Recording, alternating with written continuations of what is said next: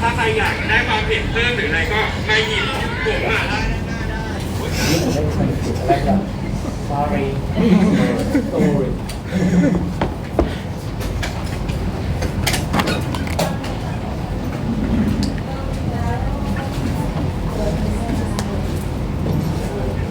Yeah. It's getting brighter and brighter. Yeah.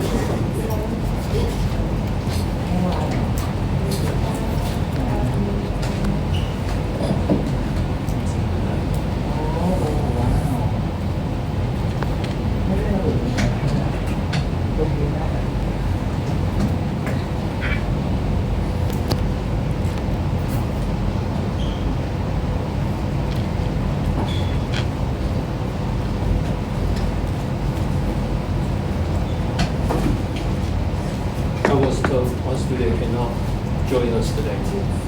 So Azai is going to film today's presentation. Keep smiling. So good afternoon, everyone. Today is our great honor that we have visiting professor at our starting point. It is our great pleasure you accept our invitation to be here lecture for you today. Let me introduce you.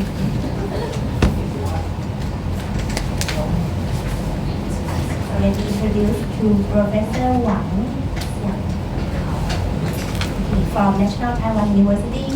His major interest in musculoskeletal ultrasound imaging. And since he published a lot, so it's a good chance for you to learn from him to guide you how to develop your own proposal. So welcome.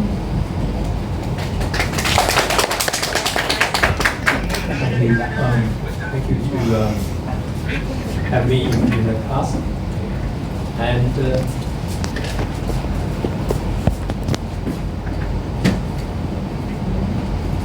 I don't know when we are going to have a break because of the schedule are different between country and area. So just remind me if you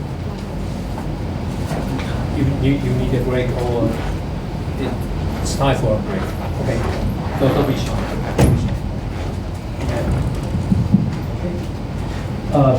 Today's topic is how to develop a research proposal. And the student studied MSK, cardiovascular neurology, and pediatrics communities are invited to this class. So I was a student, PhD student, 30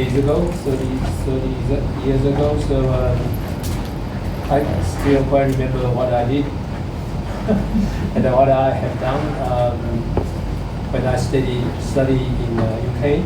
So I would like to share my experiences with you, and because most of them are still useful to me. Because the format of the proposal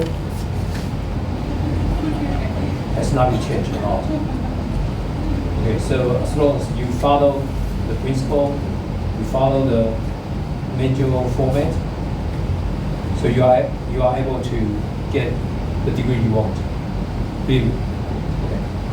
So there are several books and the references may be useful, especially they are free, right? Okay, you can download this book. You can download this book for free. Proposal that works. And actually the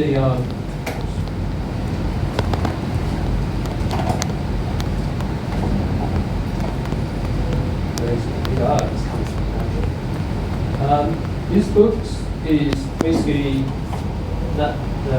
now is fixed version, yeah.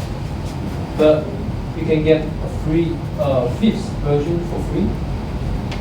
Okay, basically there are so many. I think it's because the battery, yeah. So probably charge a bit. So for biology, I will say.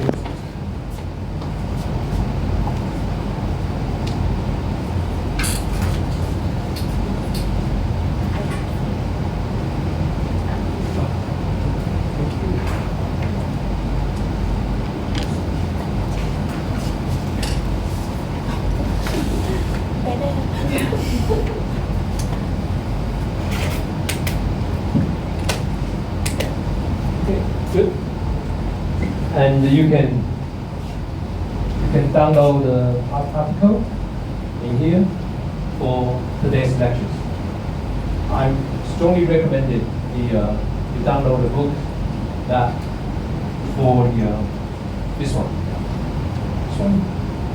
Yeah, I strongly recommend it. Okay. Right. So I know you are master student and just begin your semester, so you are going to talk to your supervisor, and what do you want to talk? When we talk to someone, we don't expect we are going to be told, right? The supervisor you want to talk, they expect you to talk to them about what you have prepared, right? As a supervisor, I don't want my student come and listen to me, and I would like them to tell me what they have prepared for today's meeting. Okay, so I believe most of you are physical therapists, right? So before you see your patients, the patient expect you are prepared to see them. Correct, right? It's the same. When you talk to your supervisor, especially you are going to discuss about the proposal, your supervisor expect you know the structure of the proposal. And also the function of the proposal. I think I maybe need a laser pointer. Okay, so yeah, I think the title is quite clear. If you do not mind, I'm going to use my finger. So your supervisor expect you know the function of the proposal. So that's the purposes of our presentation today.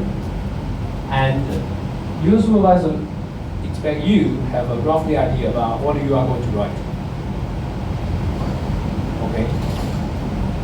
So it's a question about time when you want to do it. Okay, thank you. And this is this one. Oh, good, thank you. Okay. So we have a lot to talk about today, but I don't want to confuse you.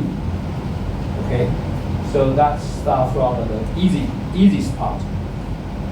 Think about when you are tired and you go home, nothing to eat, but you found that there are some food in your refrigerators. What are you going to do?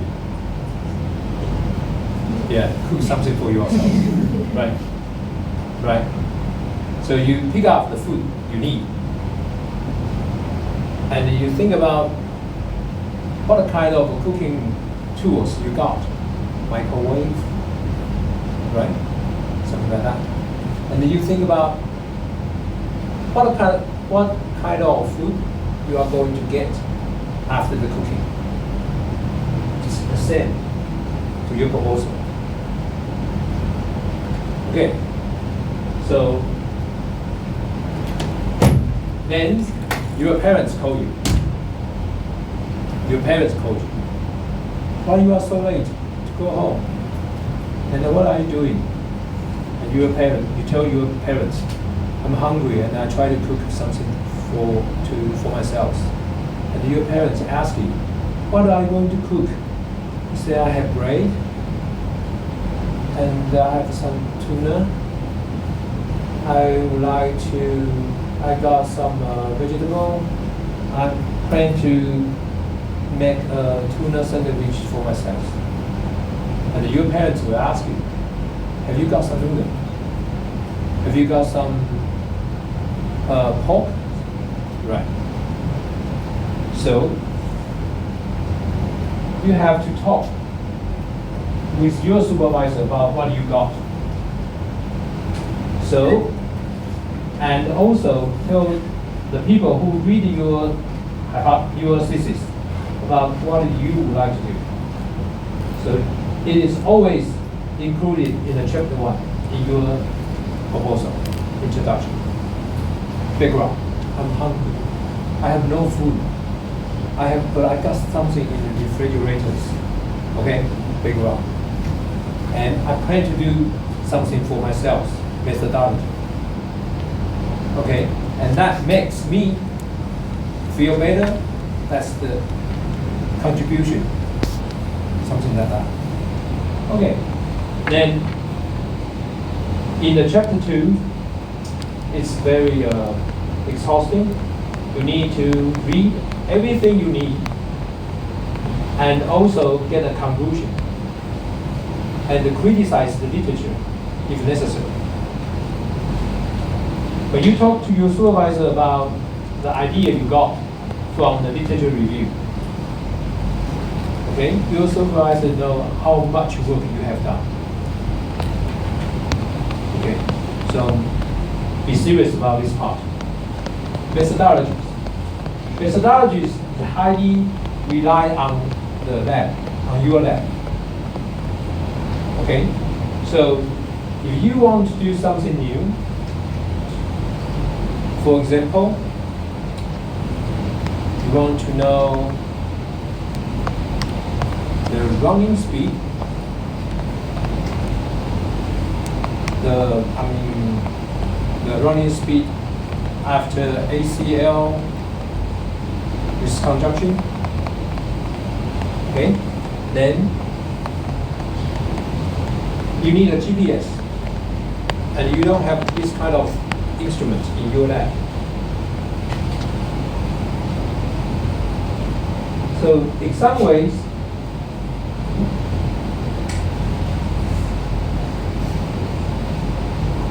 ways, new technology may be available in your lab.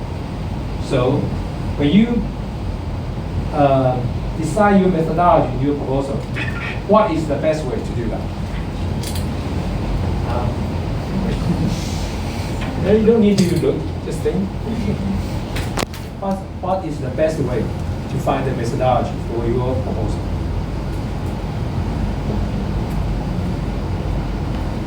Look at the thesis in your lab.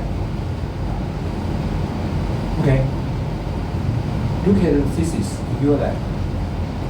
There are so many students use equipment in your lab, and they complete their thesis and the research. So you know the reliability. So you know the validity. And if you are lucky, you don't need to repeat. Right? Okay. So read the thesis in your lab. It's very important. And when you complete the background, the introduction and the literature review and the methodology, congratulations, you complete your proposals. And because there are 2 chapters left, or 2 or 3 chapters left, that is waiting for your complete your research, because that will include the result, discussions, and the conclusions. So in the very beginning, you have to introduce your research, read the literature, if necessary, and describe the methodology. Okay. This projector is very interesting. I think the projector agrees with me. Yeah. Okay, methodology is the most easy part for the beginning. So look at the thesis in your lab. Okay? And decide your topic before you read the literature. And because you need to talk to your supervisor about your topic and decide it. So you don't go to see your supervisor with blanket brain, empty brain, right? You know your the expertise of your supervisor, and you probably heard something about the topic that is going on. So read the literature or talk to the senior classmate in your lab. Right. Okay. So why we need a proposal? Proposal is the communication between you and your supervisor, and also talk to the people who give you financial support. That is very important because I know some of you are going to work at a hospital, and sometimes hospitals ask you to write research proposal and give you minimal funding to support you, right? So you have to be familiar with how to write the proposal, because a proposal can help you to communicate with the people who supervise your research and support your research. Okay. Then the proposal gives very detail about your plan, especially the methodology and how you record the data, how do you explain the data, and what are the expectations. Okay, a good proposals include the expected data.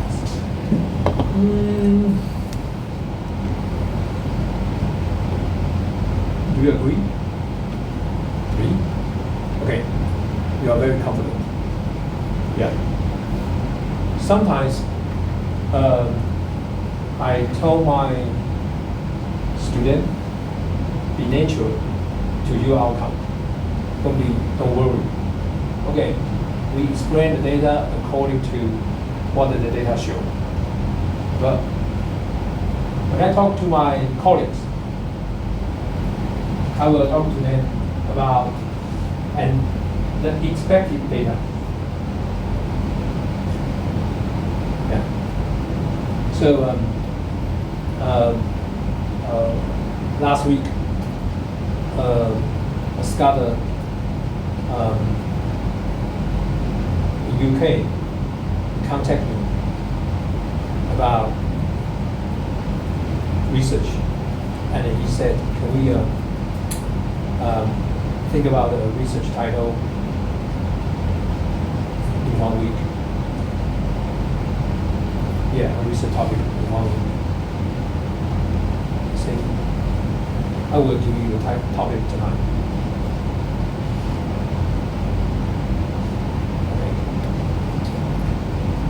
His expertise is 3D,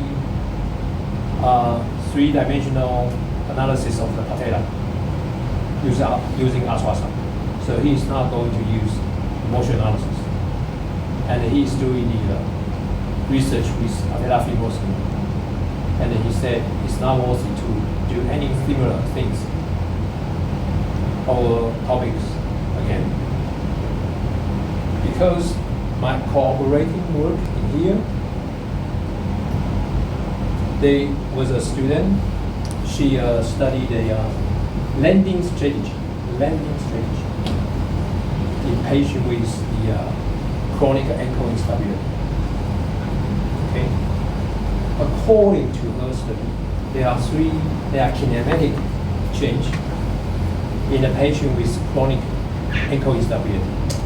So I told the scholar in UK, I expect there are change in the patella kinematics, right?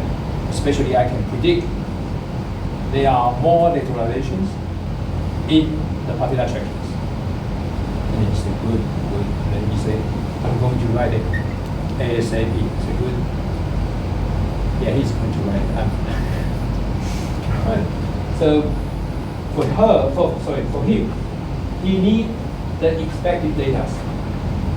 I encourage you to do that, but it's not unnecessary items because sometimes students need to be natural to the result. Okay, if you expect your data too much, you will worry about it. You start to doubt the hypothesis and doubt your methodologies. That is not what be natural to your result. But when you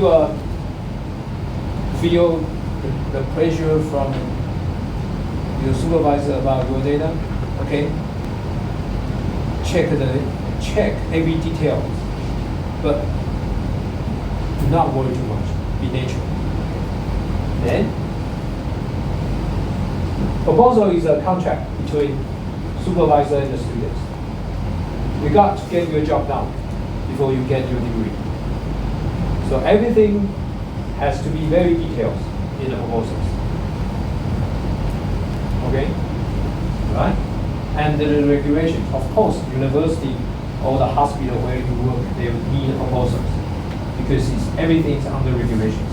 You have to give them proposals, and you need to give them plan and a report as well. So everything need to be under the regulation and the supervision as well. Basically, the people who read your proposal, they want to know who are going to your subject and where are you going to do the study and when you are going to finish it and how are you going to do it. Okay. And there are general format at hospital or university, so just use the format. Download the format first and look at it. Right. The function of the proposal include introduction, your study, state the purpose. So basically, this is included in the introductions. Introduce your study, state the purpose, provide the national. Okay. What are the evidence support you to do your study? Or what are the new findings support you to have this new idea? Sometimes you don't have enough evidence to support a study, but 2 or 3 just published articles inspire you, and you want to continue their work for more findings, right? In this case, you need to know the importance of the new findings, because this kind of study is not so well accepted. Most studies are built or based on the previous findings with a lot of evidence. But if you notice 2 or 3 just published articles, they accidentally support one thing, and you want to prove it. It's true or not. You can do that. Okay. When I was young, you know the Ober test for the tightness in the ITP, right? Okay. There are 2 kinds of tests: Ober test, modified Ober test, right? And I use ultrasound to measure the deformation under the stretching with Ober test maneuver and the modified Ober test maneuvers. And I find the differences. For gentle stretch, Ober test is better. For further stretch, modified over test is much better, more specific. I wrote the article and sent to a PMR. That is a very good article, journal. And I was very lucky.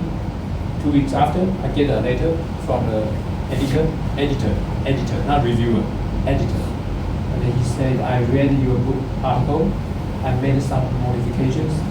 You just make the motivation according to my suggestion and send me the article back in 2 weeks. And then I said, no, it's not normal procedure. My article needs to go through the reviewer first. And the editor told me, I have the right to make decisions. I said, why? I mailed him back. Why? So I don't know why you are so good to me. And he said, I was a student of Owen. Lucky, right? I don't have any evidence about overtest is better or not. I don't have any evidence about modified overtest is better or not. It's just come out from my brain. I would like to prove it, the differences between the two. Okay, so introduce you the sometimes you don't have a lot of literature to support you, but as long as the just published article support you and convince you and your supervisors, it's worth it. It's worth it sometimes. Okay. And formulating the question of the hypothesis. Okay, research questions. And what is the knowledge gap? And you point out the hypothesis in your proposal. Hypothesis is decided by the statistics. Okay? If you would like to know there are differences between pre-exercise and post-exercise, so that means you are going to use pair t-test or non-parametric test, something like similar to the pair t-test or independent t-test. Okay, so when you point out your hypothesis, the hypothesis is decided by your statistics. Please remember that. Don't make any confusion with the clinical questions. Okay, when you point out or write down your hypothesis is decided by the statistics. Okay, and the limitation in your proposal and the limitation in your proposals. That means what you are going to make, what kind of impact that you are going to make to the science, and what are the questions cannot be able to answer in your proposals. My supervisor, he told me once before, a good proposal does not only bring result, but also bring the questions afterwards. Okay. So that is the proposal, the introductions. Okay. And in the introduction, you need to also give the definition of every professional terms and discuss the background and the knowledge gap and explain the procedure. Sometimes the procedure in the literature, how they find it, what did they use, what kind of instruments they use to get the results. Sometimes students point out the methodology of the instrument is not good enough. It's indirect measurement, and you want to use a kind of a new direct measurement. You want to confirm their finding, and you doubt there are some differences between two methodologies. Okay, that could be interesting. So you explain the procedure in your methodology. If necessary, you need to give the supplementary materials. Why does the supplementary material is important? Why? When you are doing multiple discipline research, right? Okay, so for example,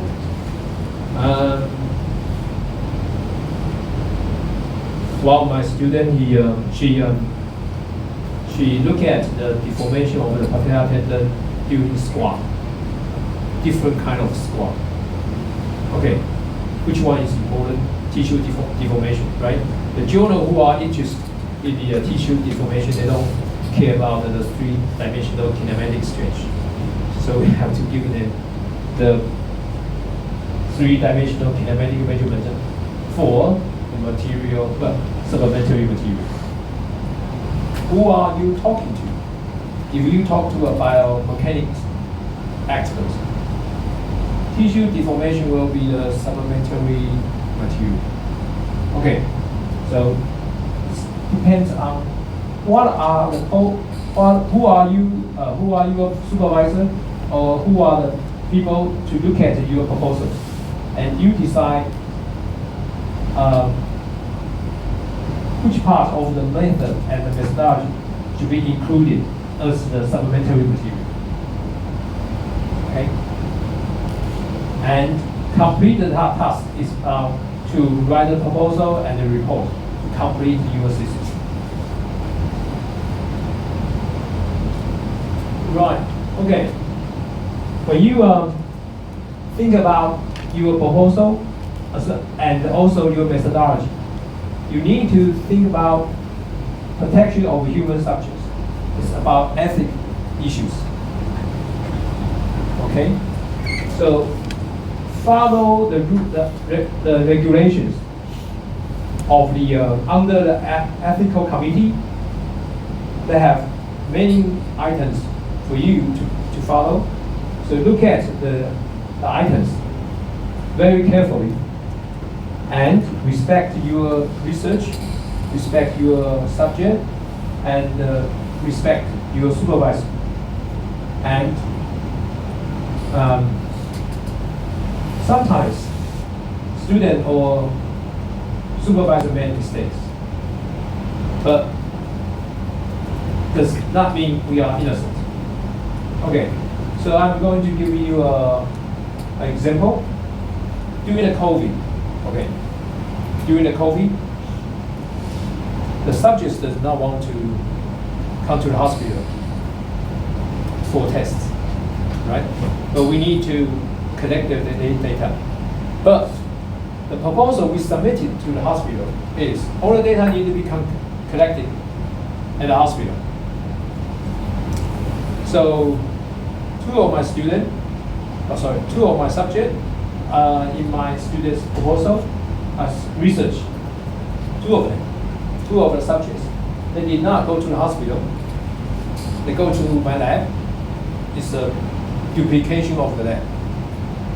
Okay, the lab are almost identical, but two of the subjects did not go to the hospital for the evaluation. They went to my lab because they don't want to go to the hospital. And I found it out, and I write a letter to the ethical committee, so we violate the regulations. Okay. Sometimes mistake does not make you innocent. Fine, if you made any mistakes, okay, report to the ethics committee first. Do not do it before they find it. Okay, and you need to give the subjects informed consent. Let them know the rights they have, and the people who they need to contact if they have any questions. And if they ask you any questions, respond with your honesty. Okay, so now one of my students is doing the magnetic stimulation for the people after the THR, total hip replacement. Okay, and the subjects asked him, is it better to have magnetic stimulations? Because I'm assigned to the control group. If it is better, if the magnetic stimulation is not better, why you are doing this? So the subjects, they are very smart. They ask, I think you know something about magnetic stimulation, so you want to do the study. But since I'm in the control group, I don't know it's worthy or not for me to continue. My student replied him with his honesty. It is new. It has been successful in the knee arthritis. So theoretically, the depth of the treatment is sufficient for total hip replacement. But so far, we don't have any evidence. So that's why I designed this study and I hope you to help me to find out the result. Okay? Okay. So answer your subjects with your honesty. Okay. Do not give them do not omit the information that you do not want to give to them. Something like risks or side effects of the treatment. Some subjects may ask you, is there any risks for me to do the cryotherapy? And you probably say, no, the risk is very low, but sometimes risks happen, right? Skin damage happen. So do not omit the information that your subjects need. Okay, do not ask your subjects to join your studies. If they don't want to quit, they have the right to quit. And lastly, very important, the community ethical committee often asks you, what is the reciprocal benefit in your study?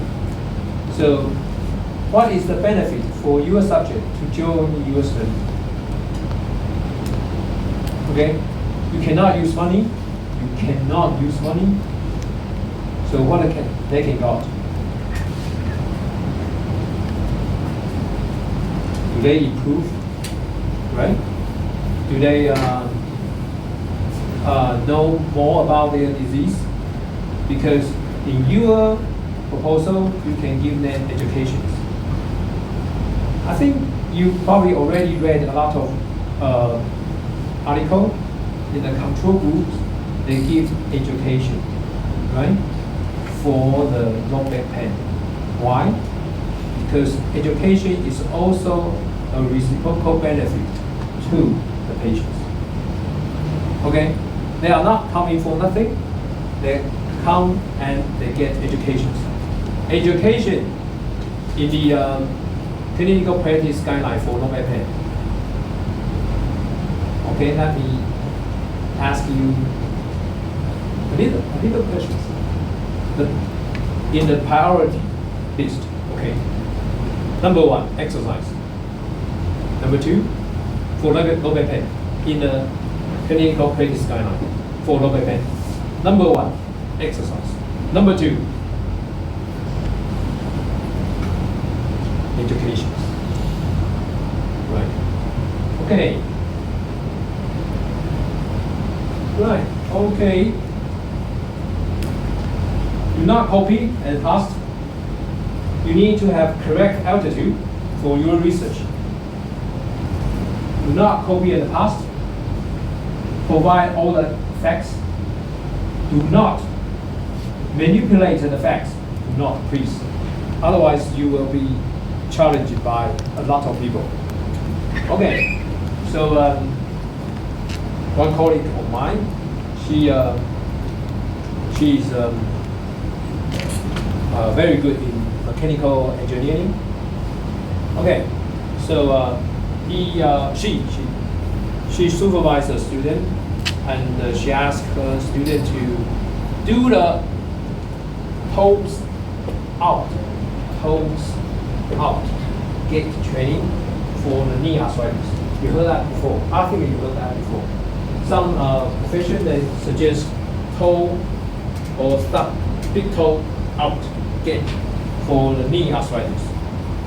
Right? Okay. And she designed the equipment to remind the subjects if their toes get in, they will remind for them to change their gait to toes out. Okay. But there is an opposite hypothesis as well. They suggest toes in for the knee arthritis. Okay, so during her report, the student's report, she said the toes out is a very good options for the exercise recommended to the people with the knee arthritis. And my colleague, another colleague, he said, "Are you sure? Are you sure?" And the student was shocked a little bit. Do not manipulate the facts. Balance the training. So it is very important. Otherwise, you are not going to walk out from your presentation room. You will be shocked during your presentation for your proposals by the committees because you did not give them all the facts that they want to know. Okay. Publication is, I think some issues about the publication is about you and your supervisor probably can reduce a little bit our conversation about the publication, but basically not copy and paste. Use the reference as well. Okay, and the proposal is a tool to maintain your relationship with your supervisor and your university, because the proposals include the discovery of your study and also the obligation that you need to complete in your research. Okay, so I'm going to give you another example. Sometimes I do this kind of appropriate things to my students.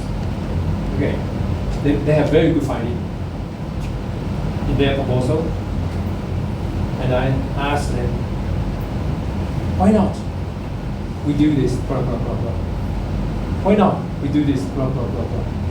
And most of my students, they will say, yes, yes.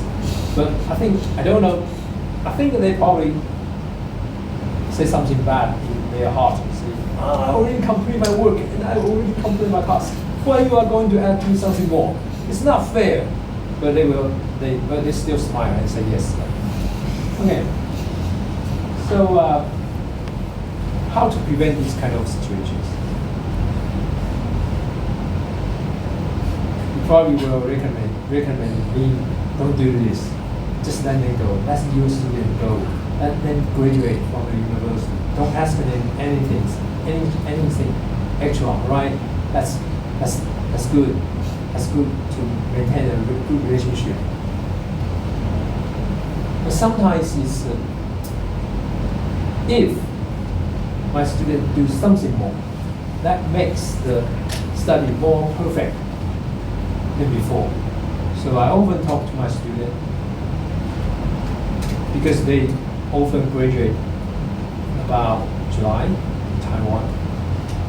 I said, do you mind if I bother you before the December in the same year that you graduate? So if they say okay, I will ask them to do something more. But if I do not find anything to improve their thesis, I won't bother them just the Christmas, after the Christmas. I won't. But sometimes I do this because the student inspires me. It's true. It's true. Sometimes students inspire the teacher. I didn't think about, oh right. there are something more in these studies, right? So I would like to know more, but on the basis, my student want to know more as well, right? Okay, so if you are lucky, your supervisor would like you would like you to do something more in the end of your study. Don't be frustrated. You inspire your supervisor. So they want you to do something more. Okay, just smile and say yes. Okay, so just remind me if you need a break. So it's time for break. Ready? No? Sorry? Not yet. So how many minutes left for the break?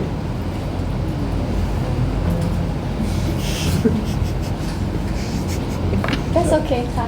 That's okay. Really? Yeah, because we already eat lunch. Ah, right. So just smile and say yes. Yes. Good. So good. I like you all. Good. Okay. So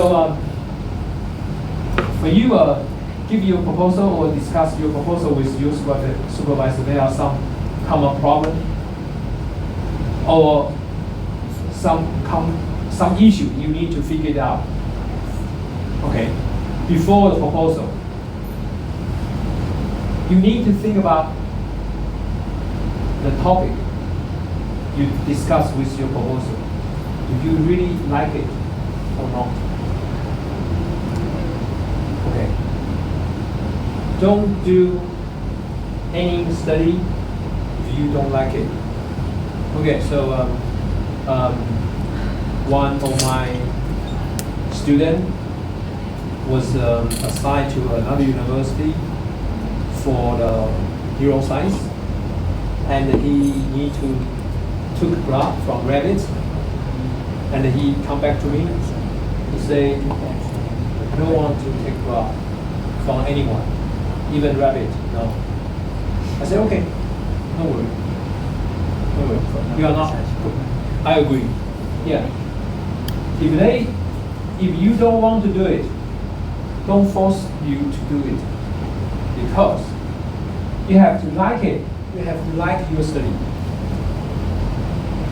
Okay, the student I just mentioned is using mechanic for the THR. Okay, he came to my lab. He said, Professor, I know each of your students graduate before the schedule. No exception. My student because mostly the university at NTU, National Taiwan University, most students are scheduled to graduate before the August, but most of my students graduate before around May. Okay. My student is very funny, and he can. I don't want to graduate on schedule. I want to have an easy life. I want to enjoy my life at NTU. Say, okay. So why you come to my lab? And then he said, I know you are very negotiable, so I want to try. I said, okay, good. Okay, relax, enjoy your life, and I will see you next year. And he come back.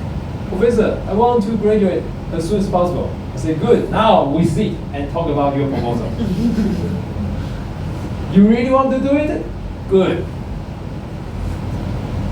You really want to do it? Good. No, it's a very good time. Right. And choose the supervisors and area. Okay. There are different principles about choosing an advisor and the area at different universities. I don't know here, but I think you can talk to the professor here, and maybe you can find their publication, and so you know their expertise, and you know the topic they are doing. So maybe help you to find your supervisor area, and find your research questions. What we don't know? Okay. And is the research questions important? Okay. So I often hear the student tell me this has not been done before. But I told my students this is the second sentence that you say in your presentations. You have to point out the research problems or the knowledge you get, and then this has not been done before. You are not going to do this because no one has done before. No, you have to say this is very important and no one has done before, so I'm going to do it. Research is very expensive. You don't spend your time and money for something you want to know. You have to spend your time and your money for something important and you want to know. Okay, so please remember that. 1 year after from here, from now, when your committee asks you questions, you do not say this has not done before in the first sentences in your reply. Okay?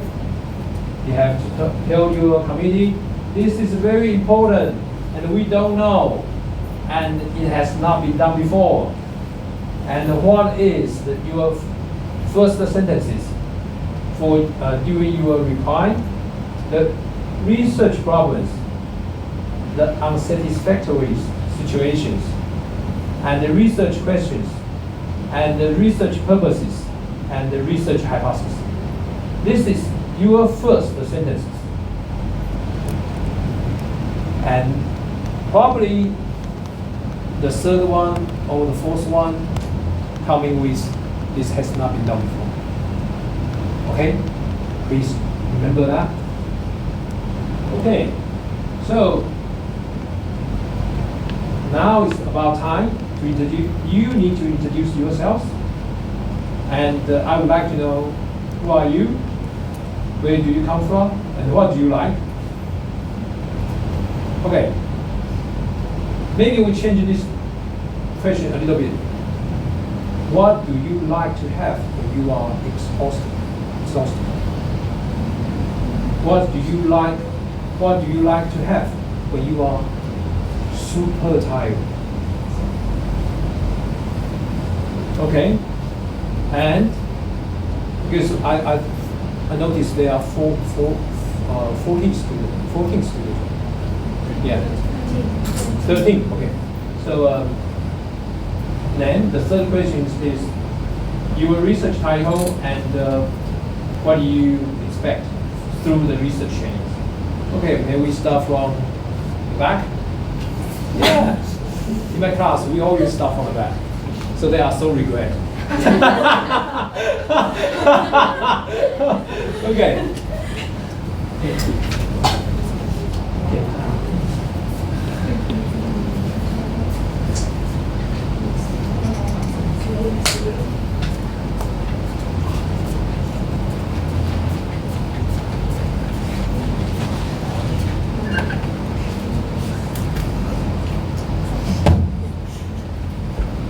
Hello. So, who are you and where you come from, and what do you like when you are very, very tired? What do you like to have when you are very, very tired? And what are the expectations through the research? I'm new from Thailand. Okay. My research topic is about TDCS or Okay. on cerebral palsy G in FCS 4 and 5. Okay. And the outcome that I want to assess measurement is their quality of life and their cognitive. Okay, good. So she replied me with the principle of PICO, right? Right? PICO. Patient and Outcome. yeah, good. So what do you like when you are very, very tired, what do you like to have? Sleep. Sleep. Good. Good. Good. Okay. And then what are your expectations for the training? From the research. Yeah. My expectation from my research thesis is I want to prove that the TDCS can have an effect to the cerebral palsy, the severe level. How can they improve? Yeah. Okay. Basically, you are a typical and excellent physical therapy students. Yes. You reply me with the purpose for us, for our research. Yes. Basically, improve the clinical practice kind of. Yes. Most of us, we carry out our study to improve our clinical practice, right? Good. So your supervisor is Arthur and Terry. อาจารย์สายพิน Okay. Oh, good. Good. Next one. Thank you. Thank you. Good afternoon, everyone. My name is Ken. I'm from the Philippines. Good. During a long day, long tiring day, I'd like to have a sweet treat, like sweet food or sweet drink before I finally go to sleep. Okay. And then for my expectation, in research training, I would like to develop a strong foundation in evidence-based practice, like not just learning to conduct a research, but to learn how to think critically and to develop like clinical questions and translate them into answerable like study. And that my research interest is about mainly about general in musculoskeletal. So my research title or my research question is about the effects of vibration therapy in patients with chronic low-back pain, and assess their sensory motor, Correct. whether there are changes with patients that did the treatment and the patients without the vibration therapy. Okay. Good. So thank you very much. So I don't need to repeat anything about the PICO. Right. So so let's talk about one questions about your research hypothesis. Okay. So your hypothesis is related to your statistics, right? So are you going to use pair t-test? Pair t-test. Yeah. Maybe and Okay. Or one-way ANOVA, right? Something similar to that. If there is multiple times. So do you remember that? When you speak out your hypothesis, you are going to tell me the statistical analysis you are not going to use. Right? That's the way for the communications. Right? We are doing a very good job. Okay, next one. Hello, my name is Pu. I am from Thailand. I like sometimes I like to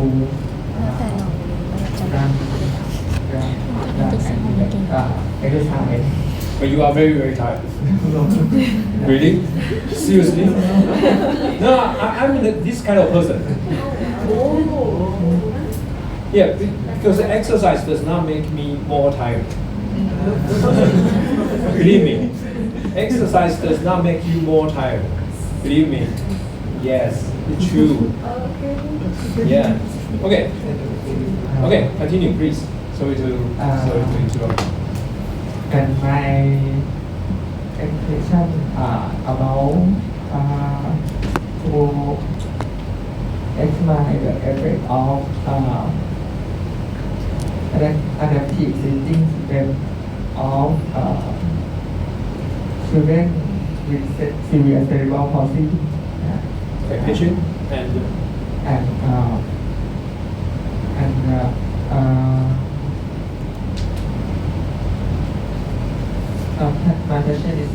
posterior cervical osteoarthritis. Okay, so basically, there are more details you need to be confirmed with your supervisor, right? Okay, but basically it's a pediatric study. Okay, good, good. And next one, please. Okay. Good afternoon. Hello. Okay. Good afternoon. My name is Kiwi. I come from Thailand. When I am tired, I watching Korean series and sleep. Sleep? Yes, sleep. And get Okay, some. you're very young, good. And my research involve comparing nerve equation between dancer and non-dancer using ultrasound imaging. Okay, so right, so you are going to be you are going to do the between group comparison, right? Yes. Okay, so she is telling me she's going to use independently or something similar to that, but she has not told me the outcome about detail. But she mentioned about the methodology. Okay, so sometimes the title use methodology, right? I think you read articles. Sometimes they use methodology, include the methodology in the title, okay? But in this case, there are accessory titles after the titles, okay? Like morphology change or something like that. Okay, but I understand there are more some information you need to be confirmed with your supervisor. But basically, ultrasound can measure the blood flow, can measure the muscle thickness, and tissue deformations in many conditions. So include a tool in the title. Sometimes you explain more, okay, to communicate with your committee. Okay, next one. Good afternoon. My name is Suyuda from Thailand. When I feel tired, I enjoy eating some delicious food or sleeping or just lay in my bed and watch some series. And my research interest is about the assessment on performance-based outcome in children with hemophilia. And after I work with my advisor, I finish on a process about the assessment in children with hemophilia, and after that we will develop about the methodology, Okay. because we would like to compare Yeah. with the healthy peer Okay, and children with hemophilia, something Okay. like that. between group. Yeah, Yes, between yes. them, yes. So see that we are doing a good job. You tell me your title and I know the statistics. And about the interventions, some of you have not decided your intervention. It's okay. It's okay. Okay. So outcome measurement, of course, outcome measurement follows the intervention. So it's okay. Next one, please. Good afternoon. I'm Taito from Thailand. To relax myself, I would like to watch video in YouTube or sleep. But in very bad day, I do meditation for decrease my stress. Wow, you have to share us with the medication skill. Good. I do the Buddhism meditation like that. Really? It kills my stress in very bad day. Okay, good. Yeah. Okay, in my internet topic I come to that. I want to be the expert in Parkinson patient, and my interest topic is in Parkinson. So after I asked my advisor the topic. Now the topic is the TMS combined with the neuromuscular exercise. Okay. Compare the the TMS and TMS in patient with neuromuscular exercise, but I haven't confirmed about the outcome now. Okay, so he explained very well. That remind me one item in our slide. What are the limitations for the what are the limitations of the study, which recruit the Parkinson patients for exercise? What are the limitations for the study? Yeah, to recruit the Parkinson patients for study. Mostly, they are mild degree or moderate. It's difficult to recruit the moderate levels Parkinson's disease to clinic for exercise, right? Yes. So most study focus on the mild degree, right? Yes, yes. And are you going to be limitations? Are you going to do anything to reduce the limitations? Are you going to do the home-based intervention for the control group? I'm not sure. Yes, think about it. So, thank you very much because you talked about the study with the Parkinsonism, right? Okay, that reminds me the limitations of this kind of research, and I hope you can find some way to delimitize the research. Okay, with Parkinsonism. Okay, thank you very much. Yeah, thank you. Next one.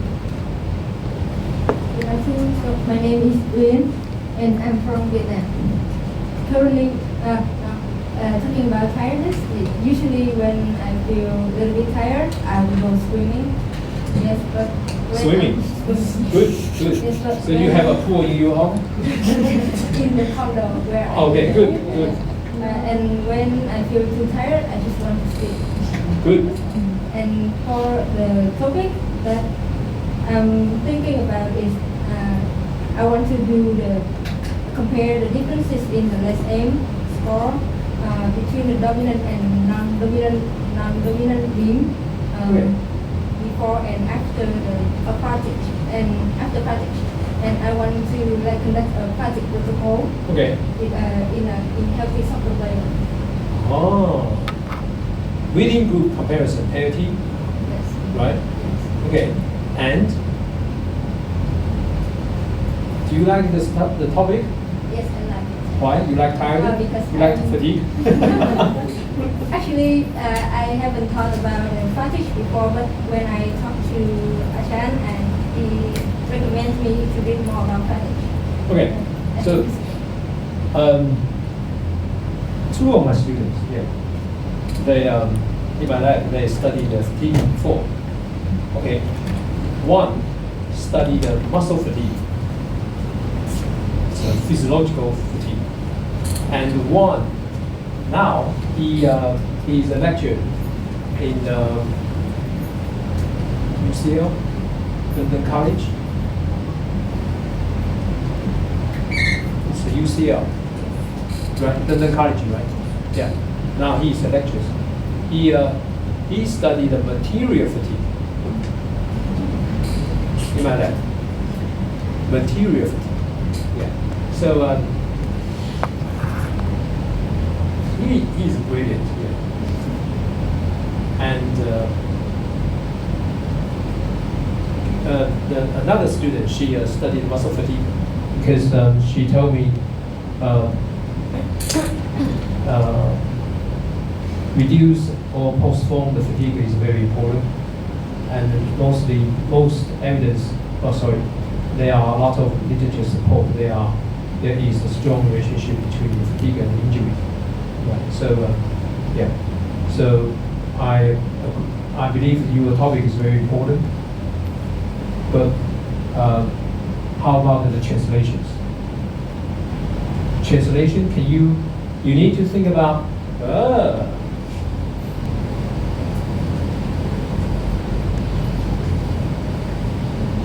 limitation in your research. Can your result used by another group or apply to another group? Because exercise protocol for fatigue, there are so many protocols, right? And they produce different kind of fatigue, right? So can they apply to the other groups or other populations, other sports, right? How do you reduce the limitations? Wow. Sometimes you bring you important results and important questions as well. Okay, next one please. Good afternoon, everyone. I'm Arshana, and I'm from Sri Lanka. I'm interested in pediatrics, especially in growth development in kids. Okay. So right now, we have decided a topic about the digital screen time of Okay. children and how it affects the development in preschoolers. Okay. So the age gap is ideally between 4 to 6 years. Okay.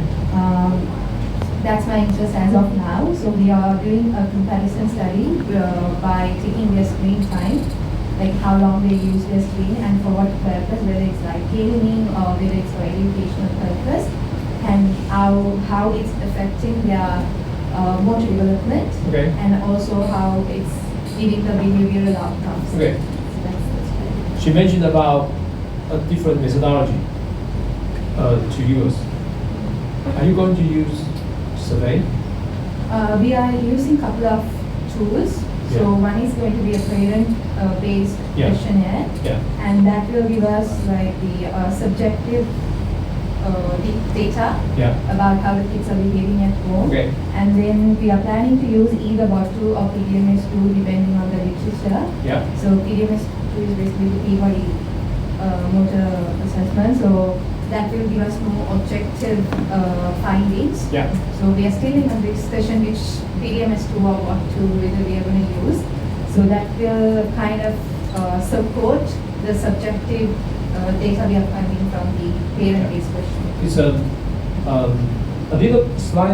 little bit differences between the pediatrics to the orthopedics and cardiopulmonary, because pediatrics profession use questionnaire quite frequently. Yeah. So also, this is Parkinson and okay, MSK, right? MSK. So what are the questionnaire we often use for quality of life?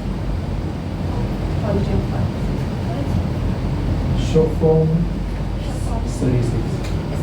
Yeah, 36. Yeah. So why we talk about the quality of life? So your supervisor will ask you, okay, improve the Parkinson's motor control, and give them a questionnaire about their quality of life. And you probably think about, I already did the biometrics analysis.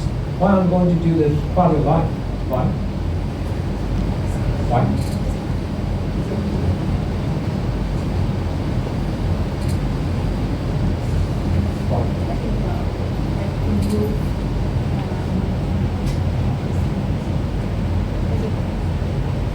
Just about it, improve the health and then mental quality as well. Okay. Did we mention about the reciprocal benefits? That's all. Right? Do they improve? Do they improve after the exercise? We can notice that from the quality of life. Right? Okay. So basically, most of us, when we are looking at the study, we are not going to, okay, if I look at your protocol with the horizontal views, it's a pickle. In the vertical view is tissue, function, quality of life. Okay. Independent variable. Dependent variable.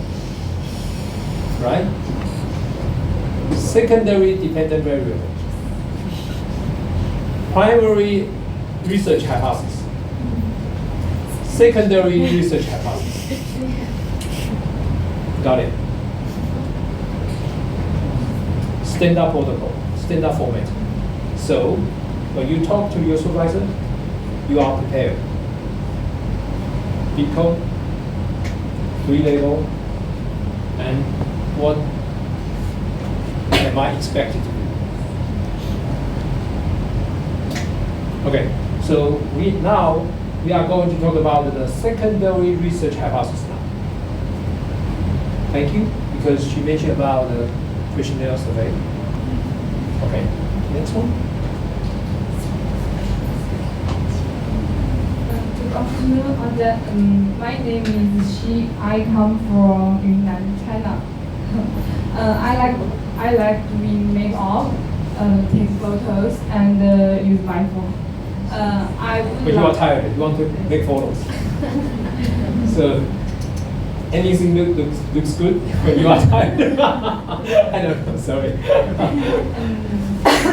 I would like to help people with musculoskeletal problems and pain through physical therapy and exercise. Some of my family members have pain through physical therapy because of years of physical work. So I hope I can learn how to help some people manage their pain. I hope to learn how to do research, find good evidence, and improve my research skills. That's all. Thank you. Okay, so you are talking about the pain reductions. Okay, so there are different kind of pain. Okay, if we look at the literature, there are two kind of, mainly there are two kinds. It's experimental acute pain. Experimental. We some research like Dr. Paul Hodges, the core muscle trainer. Okay, he give the injection to the skin to induce the experimental acute pain. So there is another kind of pain, it's acute pain, and another kind of pain is chronic pain. Okay, so which kind of pain you are talking about? Is chronic pain, or chronic pain, or acute pain?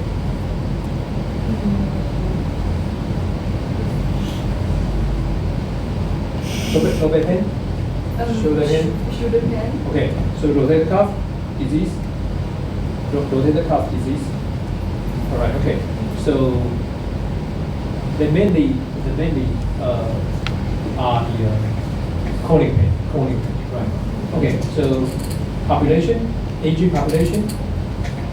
Yeah, aging shoulder pain in aging population. It's good. And intervention, how come we do it? Yeah. So why the shoulder pain in the aging population is very important? Because the lower extremity, the function in the lower extremity in the aging population is highly correlated to the cardiopulmonary.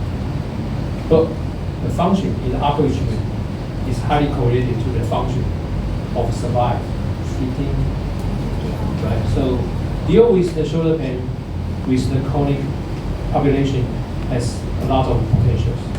But you need to convert every details about your topic. Okay. Next one, please. Good afternoon again. I am Lisa from Myanmar. When I am tired, I clean my skin and make sure to have a good sleep and then watch a movie and fall asleep. I would like to help my patient with the most effective and skillful clinical practice. I expect from this training to improve my clinical practice and also research skill to help all my patients. Currently, my interest or research is to study the effectiveness for rehabilitation for post-hospitalized care patients and outpatient care to improve functional mobility. Okay, so you have the patient outcome and the comparison, but have you decided the intervention? Okay, good. See, we are communicating, right? So we are communicating very well through the slides. Okay, so yes, please.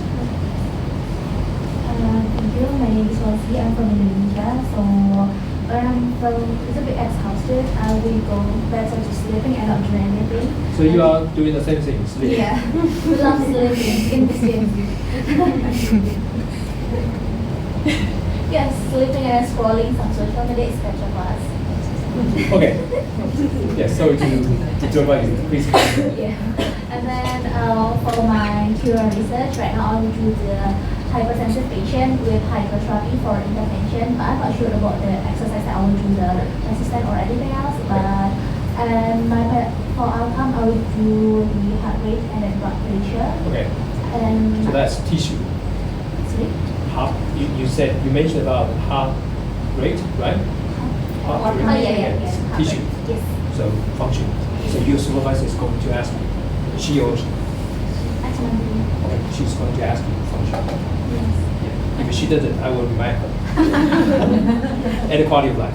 Yes. Yeah. See that? It's very so once you got your title and you will know what you are going to do. I'm not fixed the title right now, but It's a good. So don't spend too much. yeah. But as a supervisor, we will do our best to expand. Yeah. You do your best to minimize the range. You good. Both wish the best for us. Okay. And what are your expectations? I want to help my patient to reduce the blood pressure with non-pharmacological and then to keep the hypertrophy effect more longer. Wow, it's very beautiful. Yeah, I think so. Because the limitations. Yes. Blood pressure is highly correlated to the genetics. What are you going to control the compounding factors by the genetics? It's quite difficult, Yeah. I know, but let's Yeah. try. Okay. Let's try our best. Yeah. Because one of my friend, Michael K. Yeah. He believes that MSK injury, the risks of the MSK injury include the genetics. Yeah. When he talked to us, I said, "Wow, what kind of project is that?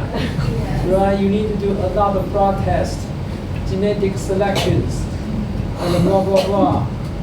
And he did. Genetic is factors affecting the MSK injury. Yeah, people who have weak collagen fiber, they have more risks to get injuries in MSK. Okay, good luck. Yeah. Next one. Okay, maybe I'm the last professor. So my name is Gendis. I'm from Indonesia, and my focus is on school-based physiotherapy. And when I'm tired, maybe I'm drinking some coffee and then listening to music and playing games, maybe until midnight, something like that. Coffee. Coffee, yeah, I'm a coffee person, professor. And then I like to play games until the next day. Yeah, and You are very young. yes. And then my research is more focused on a school-based physiotherapy. So I'm gonna have some analytical cross-sectional study about the motor performance and kindergarten affordance in the school. And my expectation since I'm going to come back to my country, Indonesia. And right now, physical therapy in Indonesia is more focused on community. And after I'm doing my research training, I want to integrate school-based physiotherapy in Indonesia, not just for disability, but for a healthy person also, like something like that. Okay, so yeah, have you decided your topic yet? Yeah, it is about the motor performance and Tissue? Okay. yeah, tissue, and then the ecological aspects, so such as like curriculum and then the the classroom, something like that. Okay. So there are different level have not been decided yet. Yes, exactly. Maybe from the last meeting with my supervisor, there will be like 5 variables, Yeah. 5 different variables, so it's a lot. okay. Don't worry. Okay. As long as you are prepared. Yes. Okay. So for example, I ask my student, what do you like to have when you are super tired, or you are angry, or you are not happy, and he told me he would like to see smiles from the people. Smile is make him more comfortable and easy. Good. You like image, 3D motion analysis, and what else? Yeah. That's helping to help students to find their topic, interventions, methodologies, and who they would like to help. Aging population, okay. Deco, patient, intervention, outcome measurement, comparison. Now, see, the first thing is they like to do that. So instead of asking you what topic you like, I often ask my students, what do they like to have when they are super tired? Because in the following years, they will experience tiredness every day, every minute, I swear. I will do my best. Okay, so the next slide. I think I'm going to give you 5 minutes break, okay? So you download the 21 steps document. Use the link. Okay, the title is 21 steps.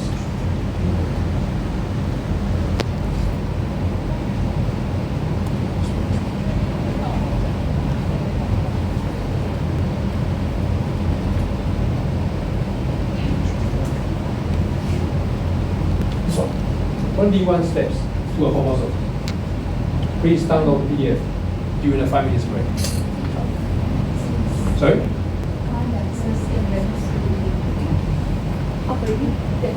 Like this? Yeah.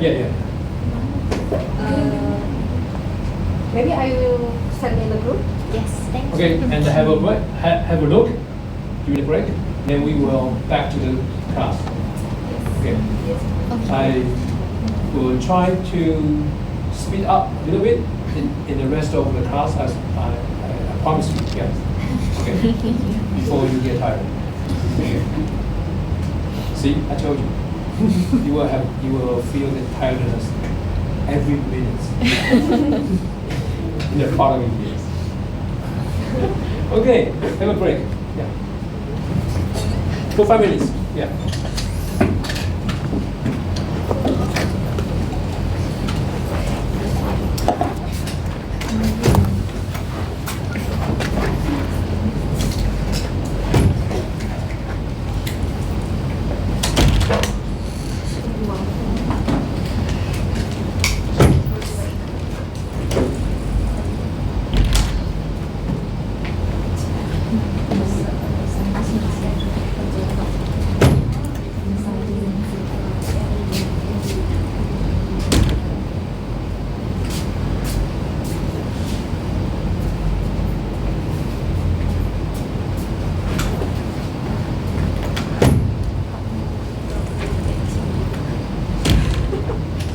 Tapi iya sih, itu bisa jadi pertanyaan pas sempro.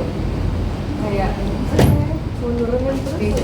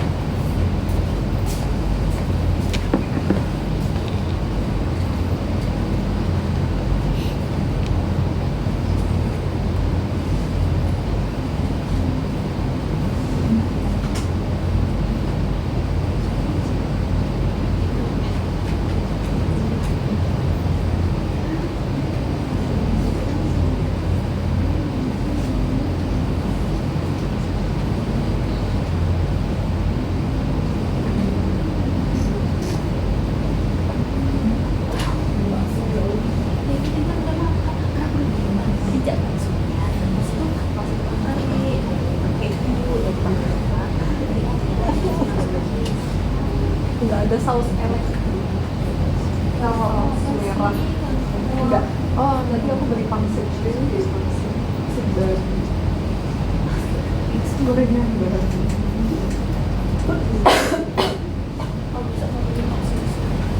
Aku susu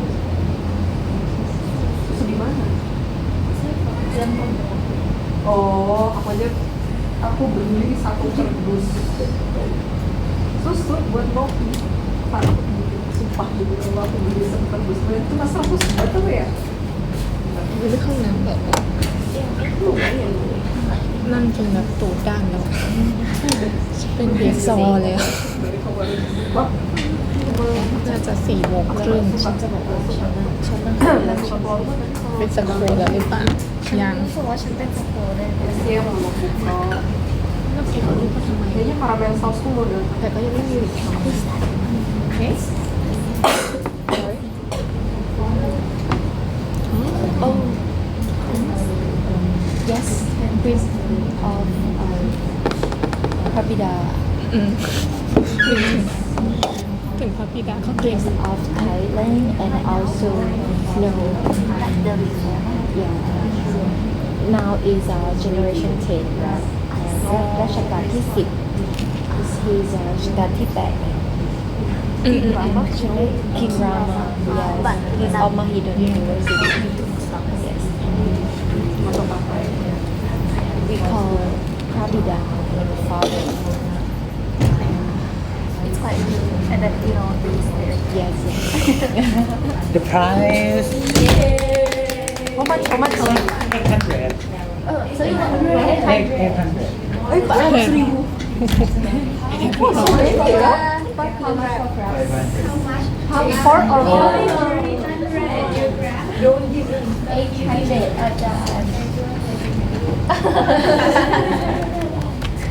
Maybe the front they want the price yesterday. Yeah, I know. For the Flower.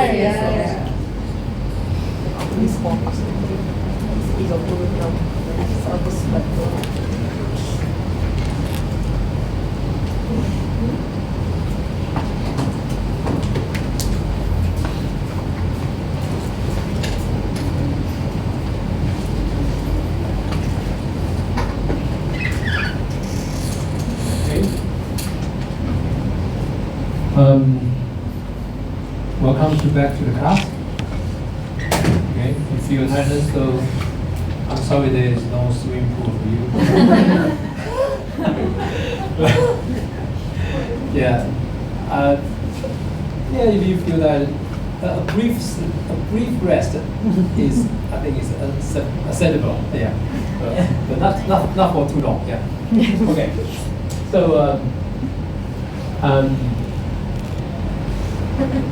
When you prepare your proposal, your supervisor is going to organize a committee team for you. Okay, and during the proposal, you have to explain the action plan for you, and so your supervisor can check you the work that you have done. Use the 21 steps proposal for preparing your thesis. Okay. This is very useful, so you can use this table to talk to your proposal. Okay, may I use this figure to show you what step I'm working on it and what did I found from the literature. Okay. You don't need to use this document, but you can use the concept. Basically, most supervisors, they use the same concepts to talk to the students. Okay, the next one is when you decide your topic, the committee are going to the people in the committee are going to ask you what is the contribution to knowledge, what is the impact to science. But it's okay, don't worry about that. When you decide your topic, your supervisor will talk to you with this. Don't worry. And your work is produce the first draft. Right? Okay. But use the keywords in your research topic. Okay, for example, yes, can you speak as again your topic? The effect of TDCS. Okay, the effect of TDCS. TDCS is keywords. Okay, then. On the children. Okay, children.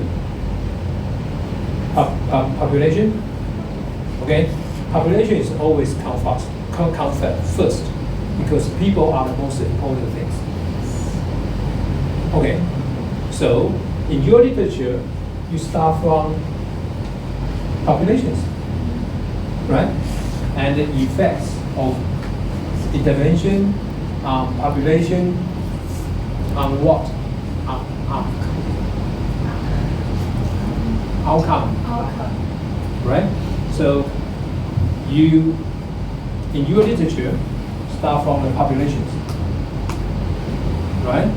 Then there are problems. What problems, research problem do we have now? Right? And the outcome measurement, maybe a little bit, and the interventions, then the outcome measurement. Okay, so use your topic, the words in your topic as the subtitle in your introductions.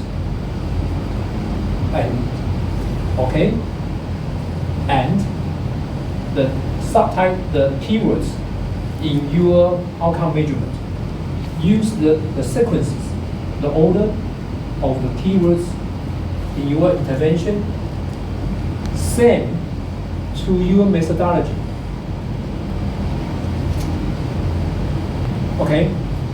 So your reader or your committee, they will read through your proposal in a logic order. Okay, then next one.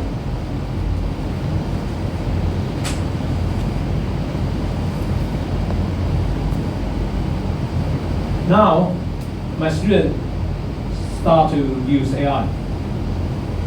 When I discuss with their topic, they want to sleep because they are tired.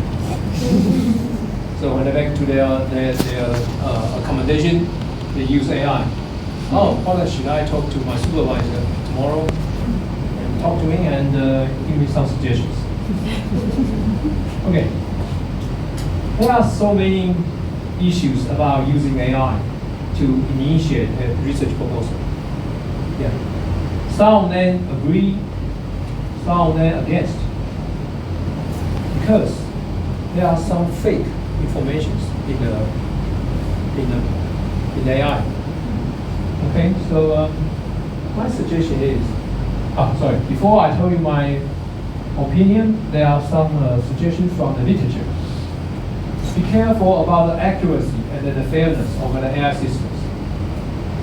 Sometimes the information in AI, the information given by AI system is not correct. So use them very, very carefully. If you talk to your supervisor without thinking about the information given by AI, and your supervisor will notice you didn't do any work. You just type in the title and ask AI. That is very bad. Very bad, believe me. Okay, so another thing is there are ethical considerations. Is this idea original? Is this idea original, or this idea is created by AI? Yes, that is a big issue. And if you use AI to help you to write your proposal, there is also an issue about fairness. Fairness.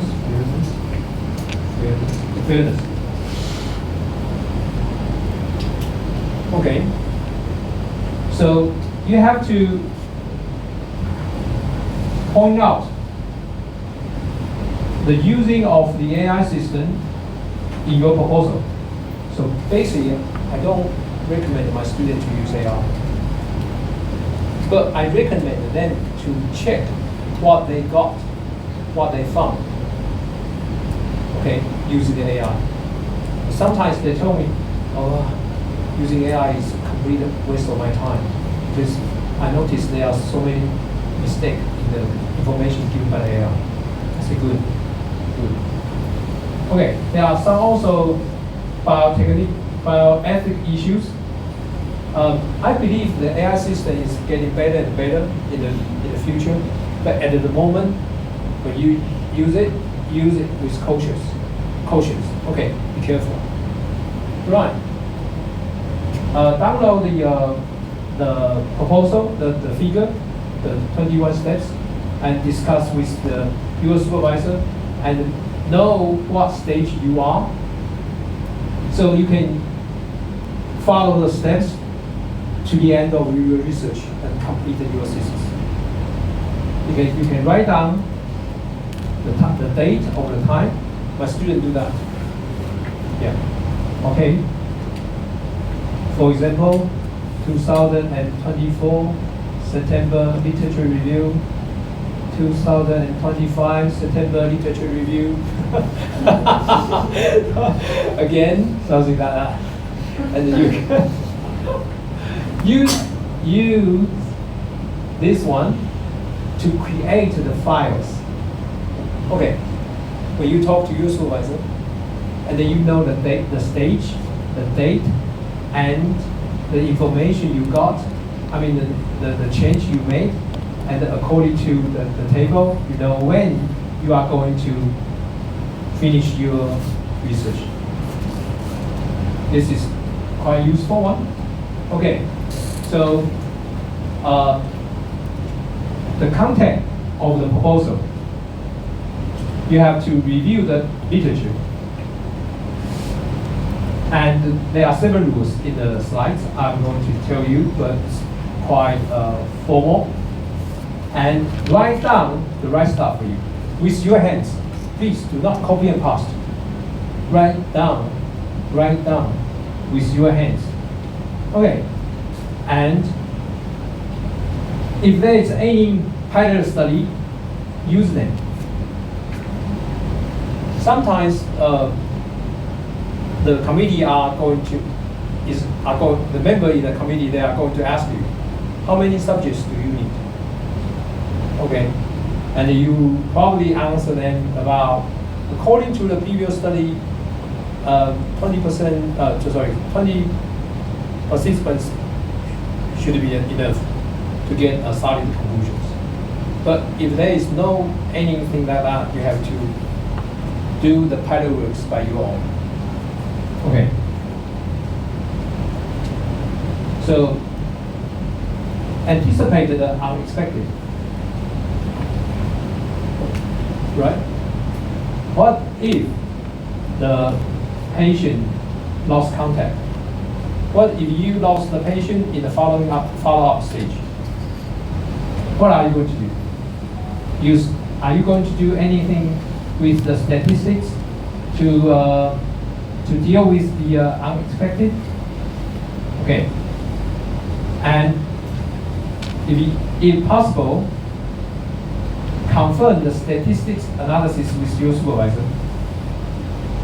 Okay? And use the similar study to find out the number of the subject that you need. This is very important. Most of my students, they decide the sample size with their pilot work. Okay. And of course, you need a computer with the statistics function. And you can ask your supervisor, your superior classmate, and about their opinion about the methodology you use. Okay. Sometimes you can talk to someone does not know your study at all. Because if they understand, that make sure you really know your study. Okay, so I went to a meeting with my supervisor when I was a student, and the student over there, he was presenting his research topic, and my supervisor told him, talk to your grandma. If your grandma understand your topic, I will understand your topic. Good, I like that. Yeah, he did. Really, believe me. Yeah, talk to your grandma. If your grandma understand, I will understand. Because you need to use clear, simple sentences to explain the design of the pickle. Right? Okay. Okay, how you, so this need good relationship with friends, especially the classmates, good relationship with the people in your lab, and the good relationship with your supervisor. Okay. Basically, proposal is a history of your study. Believe me. Proposal is a history.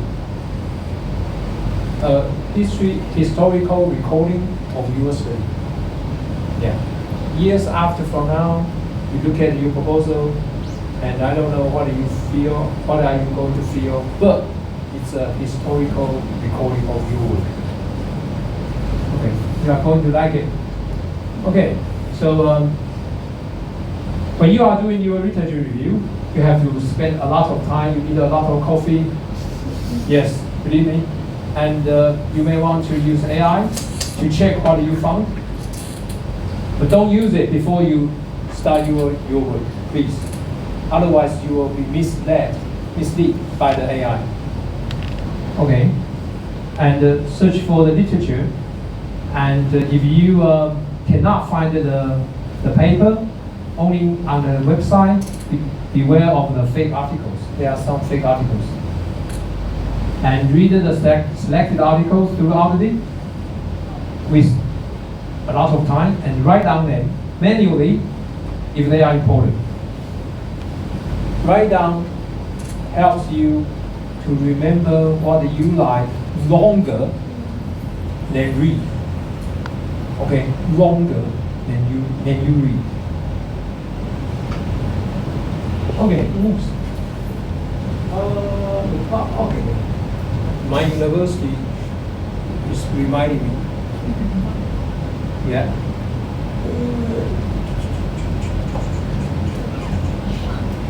Okay, don't worry. So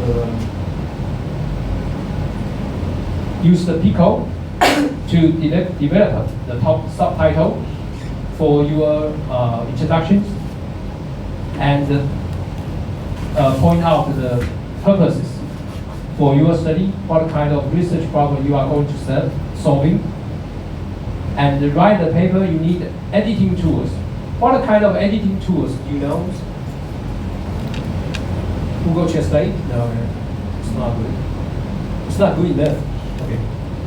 So what kind of editing tools you have? You know? Microsoft Word? Oh no. For academic writing, yes. So all of you are going to write your thesis in English, right? Yes. Yes. Okay.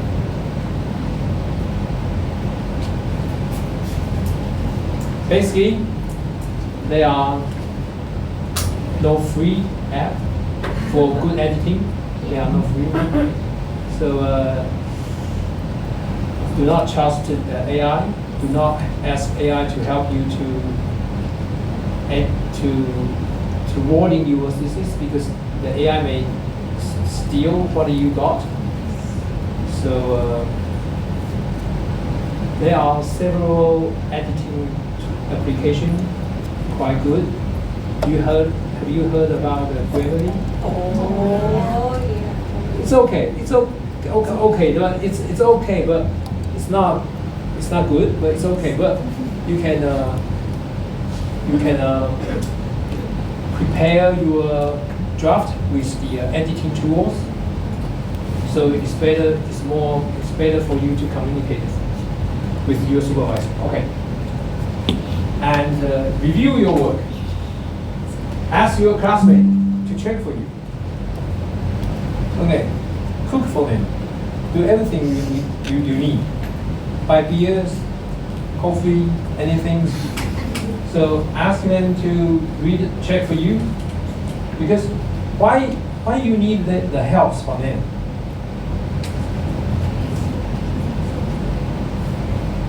Okay, my student told me before.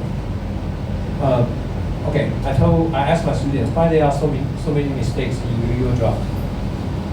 Have you checked before you send your article to me? And my student told me, I need to tell you the truth. I have read my article more than 50 times last month. Yes, I'm so tired. I think that's why there are still mistakes in my draft. I say okay, I accept. Because it is true. Sometimes when you are tired, right, you need help. Okay. But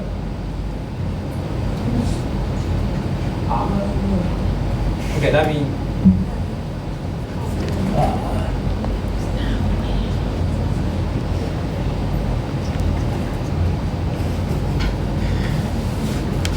use the title to organize your proposal, right? P comes the first, okay? Then the research problem and intervention, outcome, and comparison. Okay, so use your title to organize the structures that you need for your proposal, and link them logically. Right. But sometimes you need to make some adjustment. If you are going to submit your article, your research article to Journal of Biomechanics, right? Sometimes they are more interested about the motion analysis, right? So you will say 3D kinematic change in patient with knee arthritis, right? You put the 3D motion analysis in the first, then the patient second. It's up to the journal that you are going to submit. Okay? If you are going to submit the article to neurology, you are going to say Parkinsonism patient have this kind of problems and can be reduced by blah blah. Okay, so title is a way to attract the attention from the reader. Okay, once you decide your title, you decide the order of the organization for you to express your idea and your knowledge. Use the subtitles very well. Subtitle mainly come from the title. Okay, subtitle is tightly bound to the title in your research. So pick up your topic very, very, very carefully, because your topic decide everything. Decide the patient, the methodology, the statistics, and the importance for your research as well. And once you decide your title, you also decide your methodologies: tissue, function, quality of life. What kind of questionnaire you are going to use? What kind of instrument you are going to measure for the functions? Okay? And of course, the statistics. And when you write your article, criticize your literature review instead of describe. This has been done before and they found blah blah blah. No. You have to conclude and criticize their findings. Okay? Criticize literature is very important. Okay. We don't have these pictures, but I would like to add to your PowerPoint or to your handout. This is a very good book. It's very thin book. Very thin. It's about how to write a paper. There are checklists in the book. This one. It's published by the Oxford Press. When I was a student, I read this book and I found it is very useful. There are checklists. Have you done this in your literature review? Blah blah blah. Has you write this in your introduction? Blah blah blah. And there are free versions, I think, in the internet. Okay.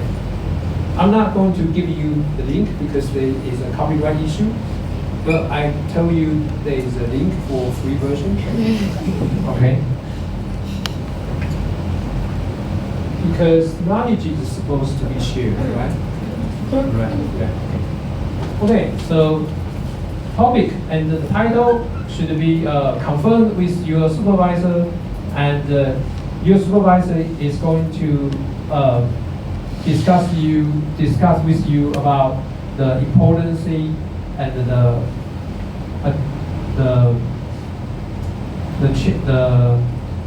the solution, the impact that you are going to give to the science, and is the topic very attractive or interesting to the reader, or are the member in the committee going to agree with you and support you to do your research? Topic is very important. And also in your topic, decide the variable, independent, dependent variable, and also the title is maybe revised several times after you complete your research, because sometimes you need to revise your title according to your finding or according to the journal that you are going to submit. Okay. When you talk to your supervisor about the feasibility of your research, the feasibility. So, can you recruit the subject you want? Where? How? Okay? Do you got the instrument you need? Where? Are they available for you? So, for one of my students, he's very unique. He's probably the first one in the world. Yeah, I would say that. Yes. He checked the rotation of the tendon. I said, no, this is so difficult. Do the longitudinal movement. It's very easy. He said, no, I want to do the rotational movement of the tendon using ultrasound. Okay. You need to go to another lab, very, very far from my lab, to do his research. And the director in that lab, he told me, we can support you without any problems. The only problem is devices that you are going to use is very, very, very old. The devices is controlled by a very, very, very old computer system, and there is no supportive devices for that, for the computer anymore. Once the computer is broken, the device cannot be controlled anymore. Okay, so my student, he booked every time available to him to complete his research. So the feasibility. I do worry about him, but fortunately, he completed his study and published in a journal called Sensor. It's nothing to do with the physical therapy. He report he can use ultrasound to observe the rotation of the tendons. Okay, because we notice tendon does not move longitudinally, but also rotate because the alignment of the muscle. Okay, I didn't ask him to do that. Yeah, because I know the feasibility is very tough. When he asks, he tells.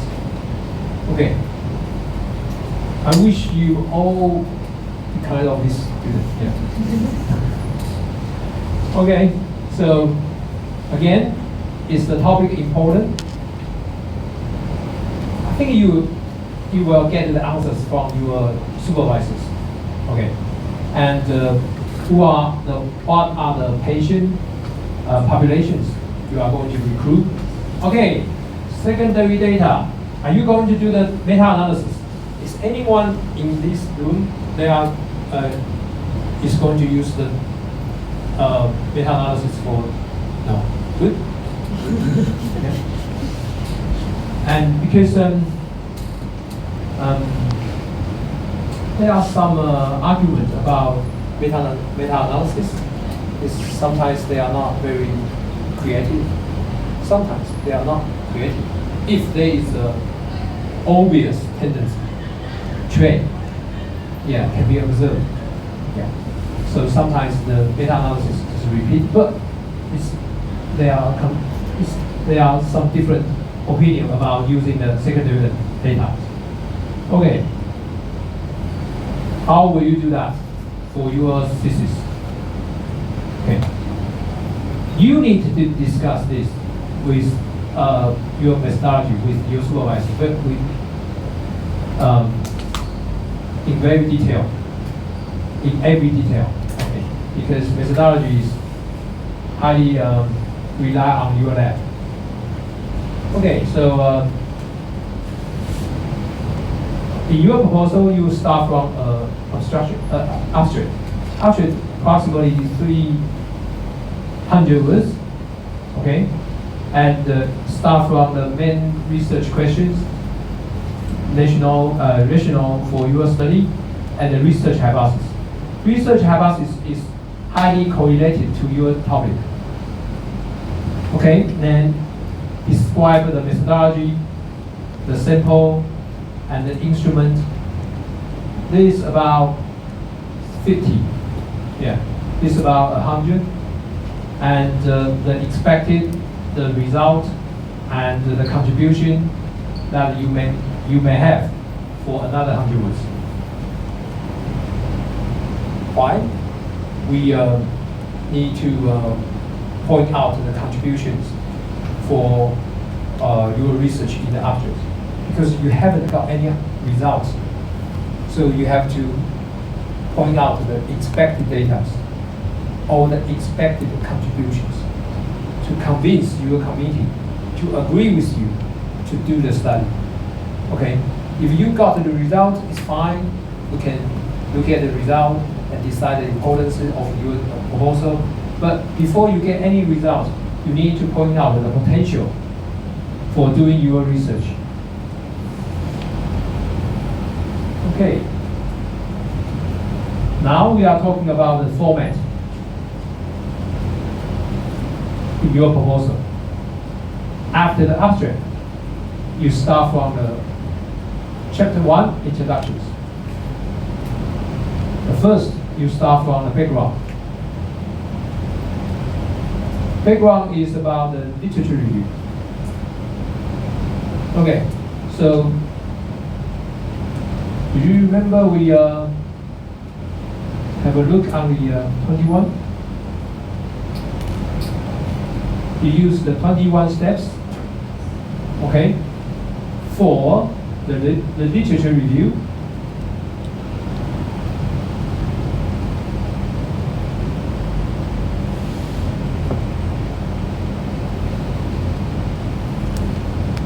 and you set a goal for you to write down the background and the purposes. The purposes comes after the background.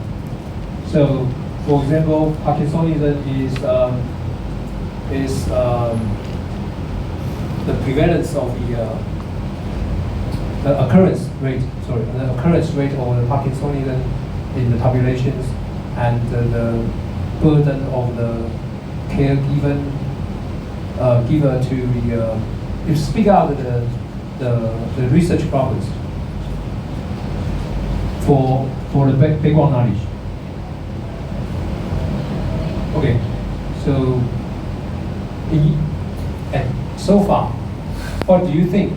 What is the research problem for the Parkinsonism? In your research?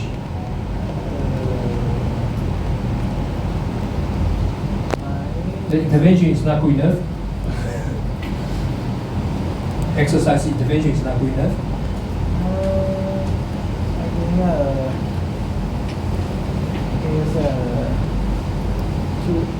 my research to have the TMS is improve the exercise effect. Okay. Okay, so the exercise is not good enough, so you recommend to combine with. Yeah. So the research problem is the exercise effects is not good enough and has potential to improve further by additional treatment. Okay, that is your background. And your purpose is using the stimulation combined with the exercise to improve the effects of the training, right? Yeah. Start from background and your purposes. Okay. Then, in the introduction, you have to point out the research problem. Okay, this is the essential base.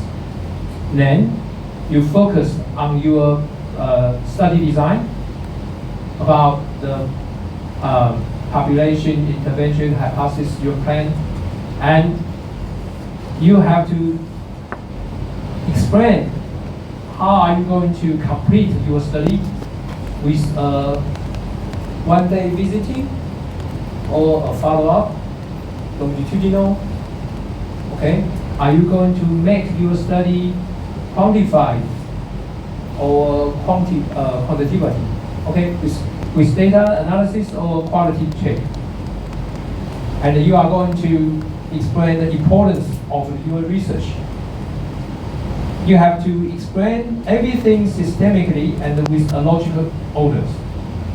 Okay, and explain why your study should be carried out to perform, because you could bring some impact to the science or to bring the impact for clinical practice.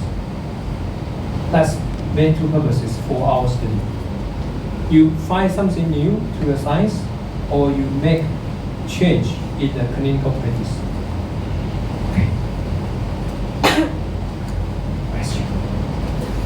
Right. So during the literature review, you have to know what do you have to know, what is known, and what is the research problem. For example, the exercise intervention is probably not good enough, okay?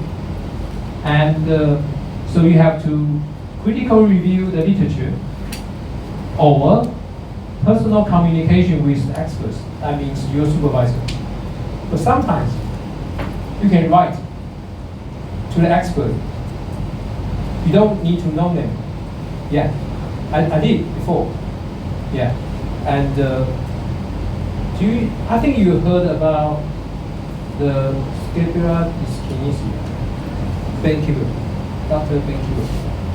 Yeah. When I was a student, master student, I wrote him about, I don't know how to explain my finding, and I'm curious, can you help me with this? and I will be most appreciated if you can do that for me. And he wrote and he replied me with a very good explanation about my finding. And I was so excited, and I bring his data, email actually, to see my supervisor. And I got an answer, but the answer did not come from me because I don't know how to explain that. But the Ben Kibler, he helped me. And my supervisor looked at the reply from Dr. Ben Kibler, and my supervisor said, I know him. He's a good friend of mine. Good. I agree. Okay, use them for your discussions. Yeah, that's it. And when I published my article, I wrote something like personal communication with Dr. Ben Kibler. Sometimes talk to the experts. Yeah, don't be shy. Don't be shy. Talk to the experts. They may give you the opinions, but I feel that sometimes I talk to someone, say I don't know how to explain the result. Can you help me? And I got no reply at all. But sometimes, yeah. But I get a very positive before once. Yeah. So I encourage you to write to the experts that you know and ask their opinions. Sometimes some of them they quite to love to help. Yeah. If they find your research result is interesting. For example, I noticed the height or the scapula, the 1 centimeter differences does not make any sense, right? And I wrote to Ben Kibler, are you sure that 1 centimeter differences is significant? No, I don't think so. I think 1.5 is good. And he changed to 1.5 without mentioning my name. Check the literature. The scapular difference is 1.5 centimeter is significant. But when you check the article before year of 2000, he said 1 centimeter differences. But he changed to 1.5 centimeters. You know, it's okay. I don't mind.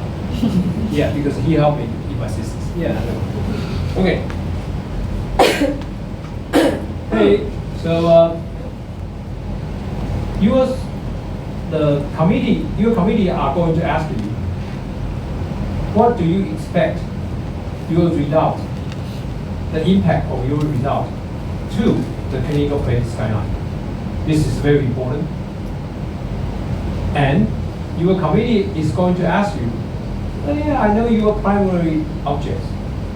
Is there any secondary objects coming after the primary hypothesis? Don't be nervous.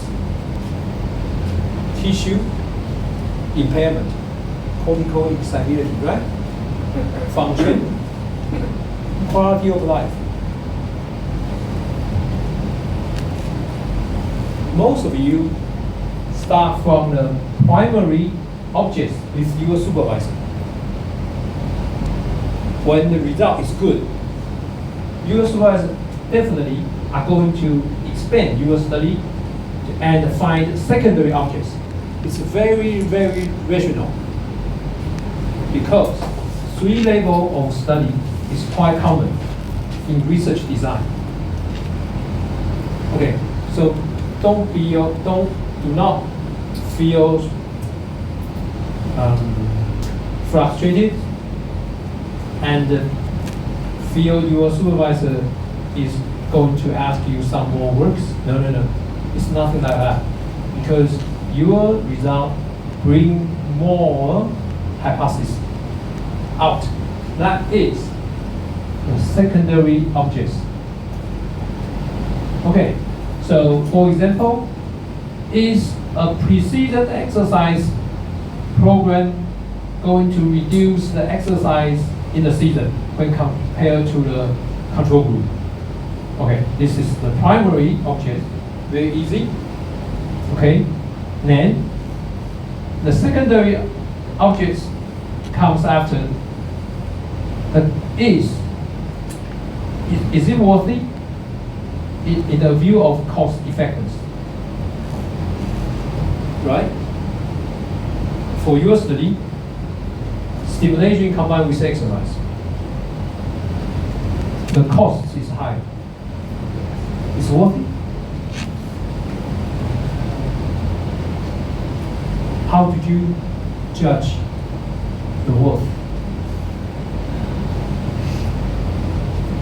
Have you heard about the satisfactions of the treatment? The global satisfactions?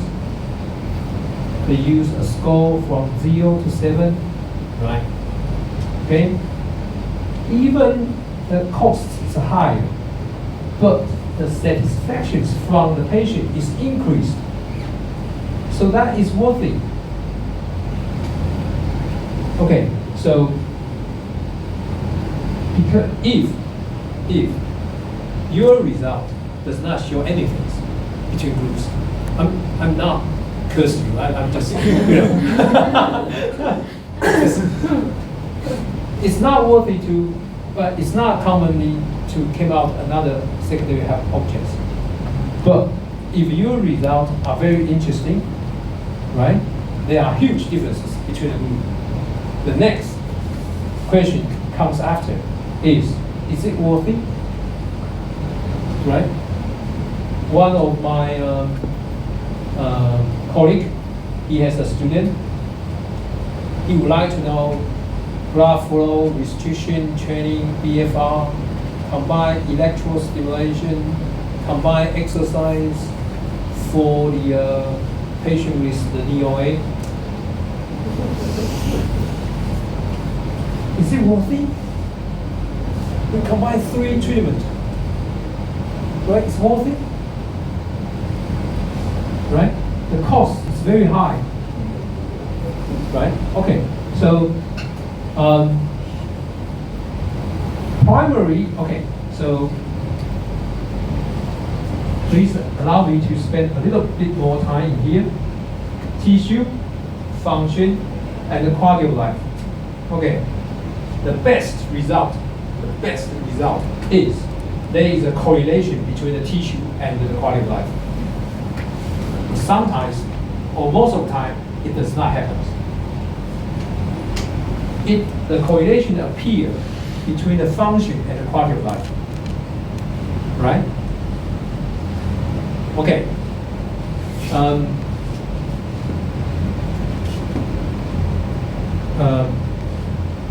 Function after the Achilles tendon ruptures is correlated to quality of life. Right? Yeah, reasonable. Okay, if I tell you the healing status of Achilles tendon after rupture is correlated to quality of life.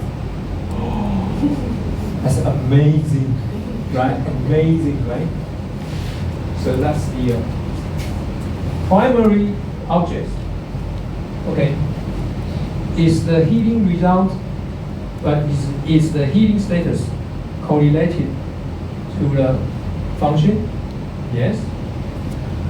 Is the function correlated to the quality of life? Yes. That's primary and the secondary objects. So that's why you probably are going to have a 3-level structure for your thesis. Pico, 3 levels. Horizontal, longitudinal. Okay, that makes a perfect structure of your proposal. And you can answer any question from the committee. Show me the question. Yes, because in your structures, if you include 3-level structures, that is commonly used structures for the thesis. Okay, right. Variable is decided from your topic. There are 4 types of variable. independent variable in your topic. Okay, what are the variables that you are going to manipulate through your intervention? Okay?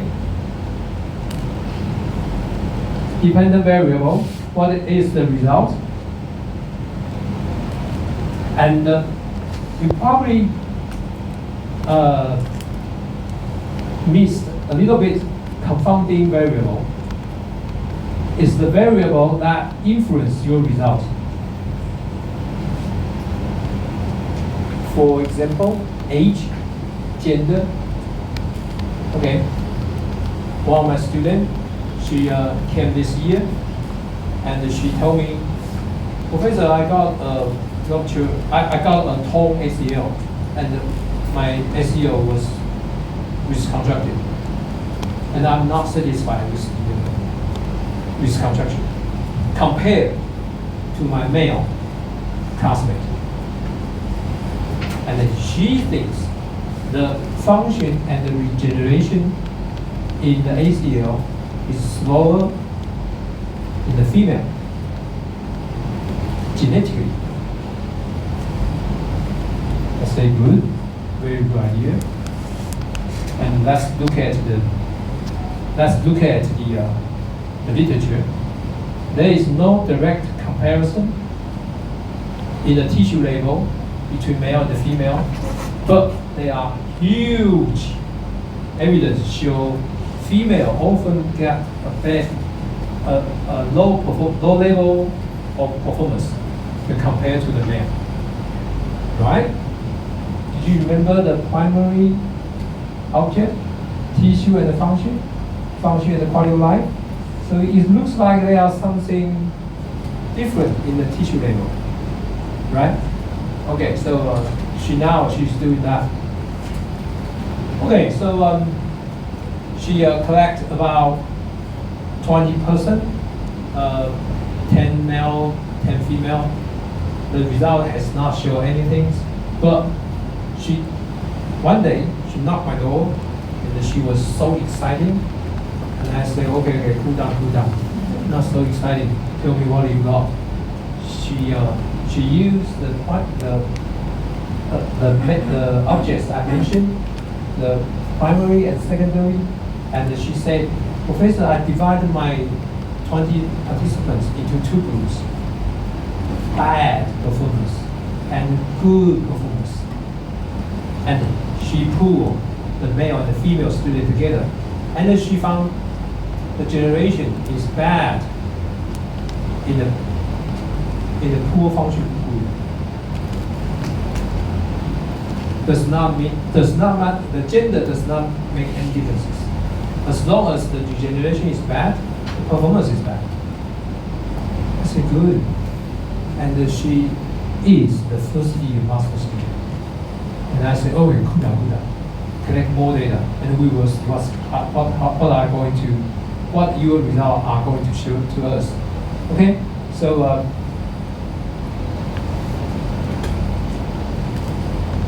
she reminded us when we look at the ACO regeneration, we need to think about the gender, whether the gender is a confounding factor. Okay, and also in your study, in your proposal, you need to consider about the confounding factors in your research. Okay, so anyone familiar with the Nobel pen? Okay, good. When you look at the study which recruited the Nobel pen patient, they consider about the BMI. BMI is a very, very big confounding factors. Okay? Okay, so think about, some of you have already decided your research topic. Now it's time to think about the confounding factors. Who are the patients going to affect my result? Yeah, because confounding factor is going to make the data quality poor, right? You will have a very bad data quality if you do not control the confounding variables. Okay, one of my students, she coming from another college. Yeah, she was not studying at NTU, and she studied at another university. Her expertise is computer science, information management, and she came to me, and she came to my lab, and she said, I would like to do some project in your lab. I said, good. And I would think about, I don't know anything about computer science or information management.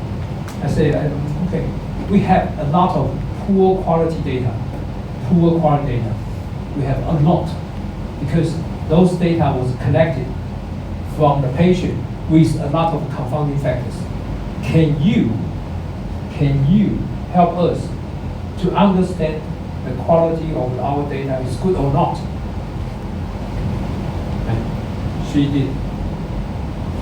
And she told us, if you have good quality data, you don't need to select your patients.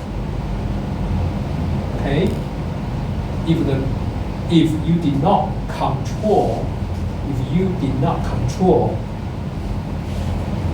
the confounding factors, if you do not compare, you have to use a lot of selection criteria. But you may lose the majority of the data. Okay, and we are thinking about whether or not we can write an article for her work. Right, background variable. Right, so your committee asked you about the independent, dependent variable, compounding variable, and your committee may ask you, what are the background variables? Okay, education.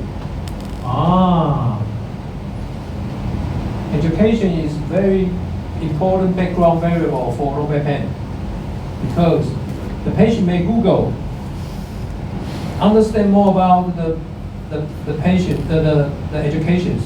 They may know how to do the meditations. By themselves. Yes. Okay. So they may know how to prevent the pain, right? They may know how to use the ice, and the social status is also very important. When I study in the States, my teacher tell me the black people in the United States, they have more death rate if they got diabetes mellitus, because the social status. Okay, so metabolic disease is highly associated with the social status. High blood pressure. Ooh, good. Social status. Good. Right? It's not, the confounding factor is genetics. The social factors is the social status. The background variable, sorry. Actually, you don't need to worry about this. You can ask this and discuss this with your supervisors. I think you will get a very quick and precise answers on it. Yes, don't worry about this. But you have to be prepared for what you are going to ask. Okay. And when you are in your proposal, especially in the introduction part, you have to give the research hypothesis. Research hypothesis is very easy now, because you have decided your topic. So you predict the outcome and over the relationship with primary objects over secondary objects, right? Primary objects is about the tissue and the function. Secondary objects is about the function and the quality of life. Now,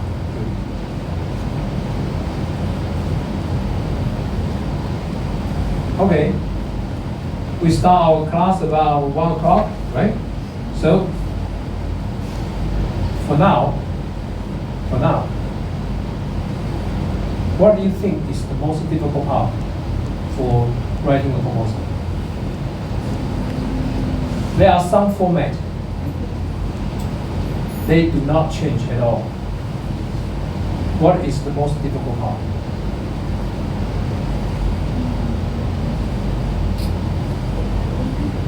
Thank you very much. Thank you very much.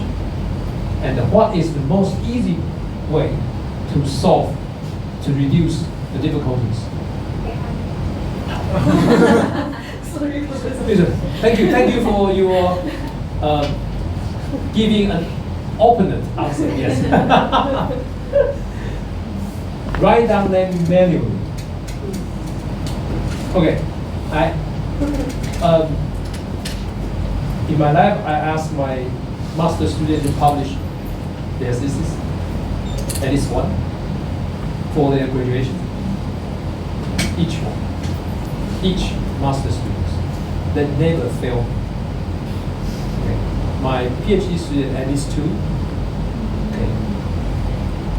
They never fail me either. But last month I was a little bit emotional. I asked my PhD student, I don't know why this happened. You already published your research article in Q1 journal, and now you are writing the second article. Why you made the same mistake as century first one? And he said, probably I did not write very frankly. I said, did you write down the important things manually when you read the literature? And he said, no, he just read, copy and paste it to his notes. And believe me, write down them manually is very, very useful.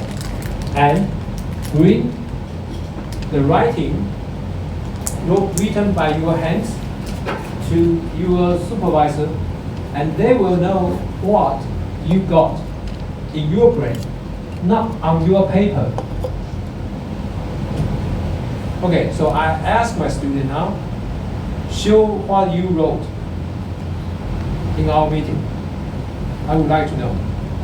Do not use copy and paste and print it on A4 paper. No, I don't want to do that. I want to know what you wrote and show me. Do that, please. Okay. So because you write down the important things, important sentences, that will translate you writing to a precise, unambitious, and very concise, precise way, clear way to describe your research. So you use professional term to describe your study, and you also are able to propose the relationship between variables. I mean, 3 levels of the measurement: tissue, function, and the quality of life. And you are also able to describe the relationship is positive or negative between the variable. So that will be, the structures never change. The order never change. So the most important thing is start your literature and write down the schedule. Write down your schedule, and I don't bother if my student tell me, I want to graduate about April or June, and I don't bother. I don't feel be bothered. I like my student talk to me like that, so we can set down a schedule. Okay, good. If you want to graduate before April, you need to complete your thesis about about February. So your committee have months to check your, and so you have to stop your data collection before Christmas, and blah blah blah blah. Then we can have a schedule. Then use the schedule and the 21 steps protocol, and write down the work. In each days you have a committee, you have a meeting with your supervisor, and now you know the progress. And now, and you are able to know when you are able to graduate from the university. Okay. So, checklist for the introductions. The first, did you explain the problem, the research problem, the intervention, exercise intervention is not good enough for the Parkinsonism, and the research question, can the exercise plus other intervention improve the outcome? Significant of the study will be improve the patient with the Parkinsonism in their quality of life or their function, right?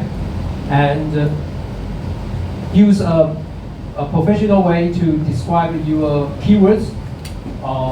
For example, if you are going to the pediatrics, physical therapy may use the questionnaire, and the questionnaire is focused on blah blah blah, and can be used for check the improvement. And organize your study with the subtitle. The subtitle is decided by your topic. Easy, right? Then focus on your contributions. Why this is important? You have to write down all these 5 in your introductions. Check. Good. Convincing, good. And talk to your classmate. Say, good. And talk to your grandma. And your grandma probably are going to ask you, I don't really understand what you are saying now. Can you explain in other way? If you can do that, good. Yeah. But ask your grandma to not pretend to understand your topic. Okay, checklist for your literature review. Have you read all the selected literature? Do not use AI, because AI can help you only with 50 or 70% only. Yeah, and some of them are fake. Believe me. Okay, so find the way, reduce your tiredness, right? It's very important. Sleep does not help anymore. Yeah, but it's your way. Yeah, my way is exercise. Yeah, running for 1 hour. No. This is because I know exercise does not make me more tired. And because when I was running on the treadmill, I know it's me time. Sleep is me time as well. Yeah. But different way. Okay, population, yeah, okay, PICO, it's easy. Instrument, what you got in your lab. Okay, so data analysis is depends on the comparison. So basically it's like a figure like this one. You have to know the literature that you got, but there is a website. It's a connected papers. Okay, you can type your topic, and the app can help you to find the connection between your field and the other field. So that helps you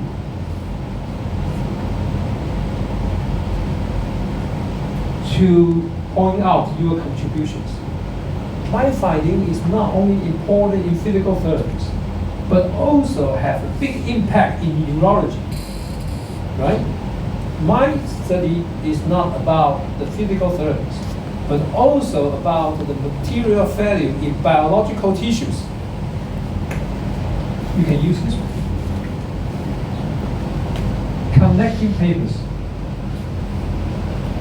Or if you do not have any topic right now, you can copy the title in your lab, the research paper, the title in the research paper in your lab, and then post to the app.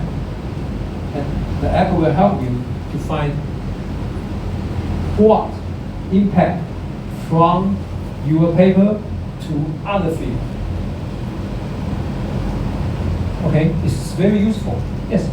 So you may, for example, if your supervisor is not familiar with other field outside the physical therapies, you may help your supervisor to understand, wow, our study can help the other field. For example, the poor quality data in my lab, right, can help me through the experts of the computer science to help me to know what data I can pick up from the poor quality pool. Okay, and computer science information management can help me to know, are these data reliable? That's very important, right?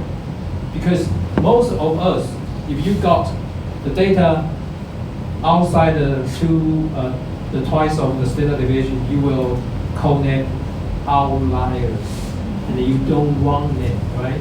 You want that never happens. But can these outliers be used? What if they can be used? Are you happy to know how to use them? Right. So my student, she studied computer science. She helped us to know more about the outliers. It's good. Good. Thank you. It's very important. I think so.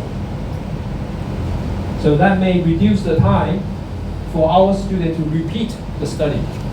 Sometimes your supervisor may say, okay, the level of the statistics is not good enough, so you need to recruit more subjects. More subject means more time. More time in life, right? But what if you can look at the outlier and pick up that the outlier can be used, and support your finding as well? That's good, right? So I asked my student, and I would like she to help me, and she did. Yeah, very good. Right. Methodology is depending on the comparison. So methodology is also depending on the your lab. So basically, you don't need to spend too much time. You don't need to spend a lot of time on the methodology because the feasibilities. Okay, you are using the instrument in your lab. So the best way is read the thesis of the superior classmate in your lab.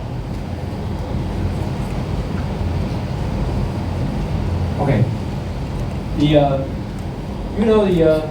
Now there are a lot of websites check the duplication between the articles. Okay. One student came to my he told me, Professor, I found there is a duplication between your articles. I said, of course. The methodology are almost the same. So it is allowed it. It is allowed it for, I don't know the university. NTU is allowed it for 15% duplications. 15%. 15, right? I don't know, but I know at NTU, if my student submit their thesis, the university will check the repetition. Yeah, the repetition rate is about 15. Yeah, and mostly they are included in the methodology. Okay, so my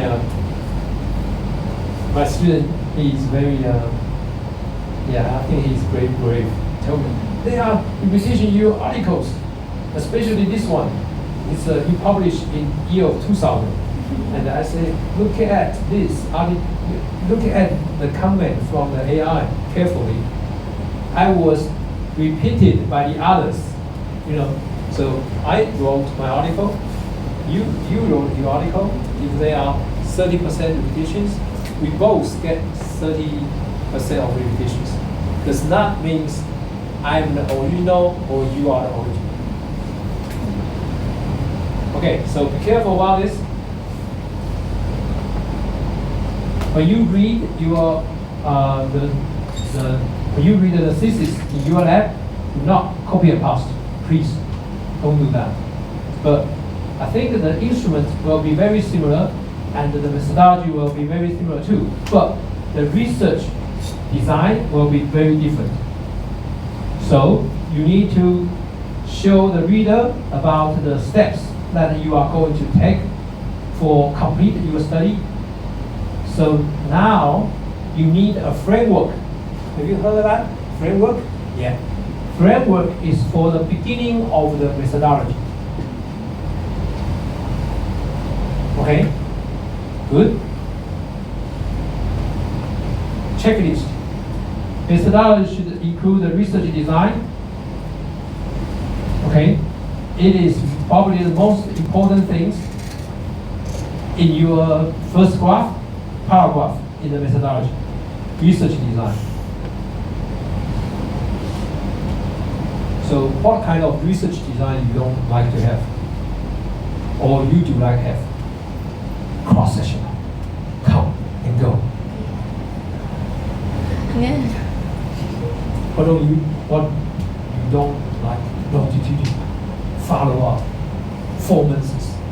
Period of follow-up. You don't like it. So, what else? What else? What kind of study design you like?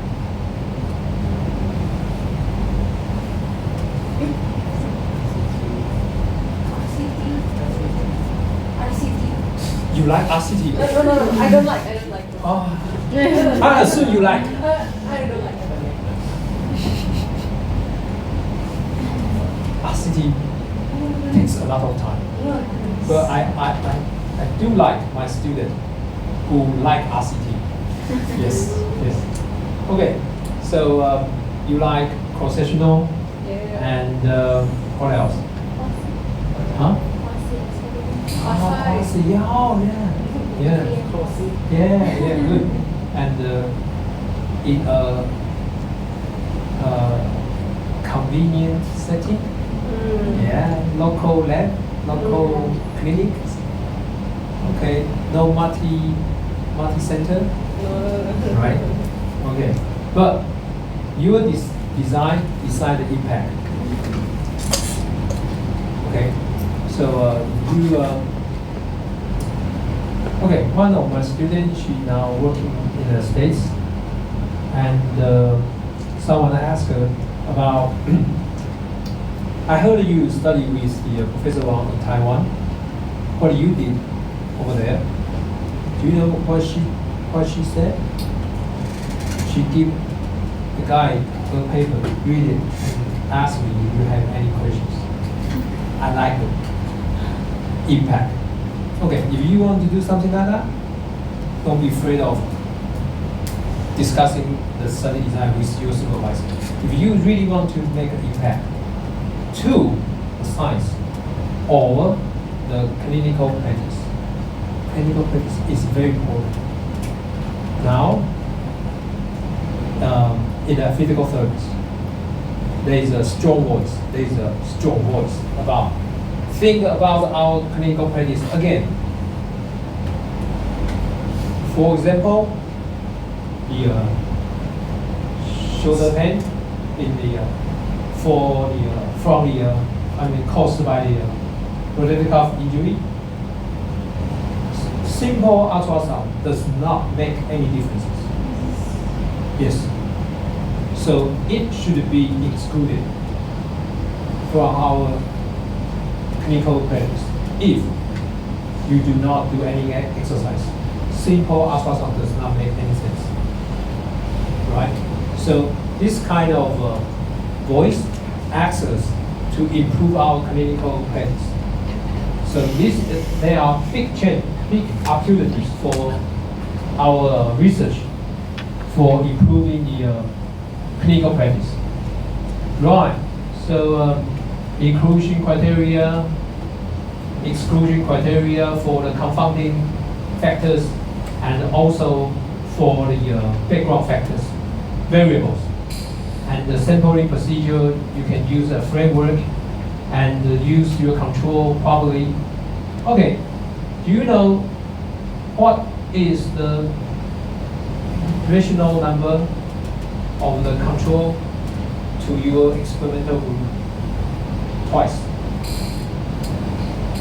But it is very difficult.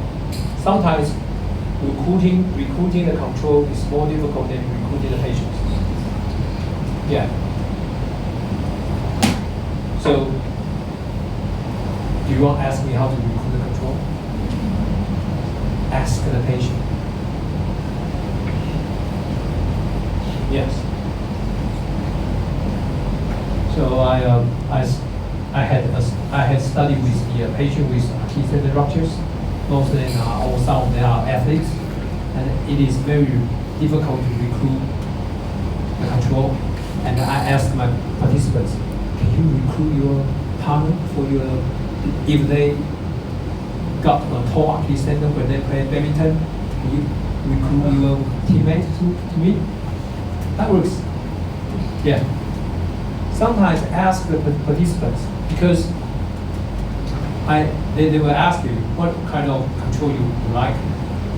Similar height, similar age, similar body weight. Oh, they got plenty. Try this. Sometimes you can have help from your participants if they know you are doing good things to them. Okay? Right? Okay. And one of my students, he would like to know the ADOT flat foot, the gait pattern of ADOT with flat foot, and the difference is two. The ADOT have the surgery for the flat foot, and he cannot recruit the control. Very difficult.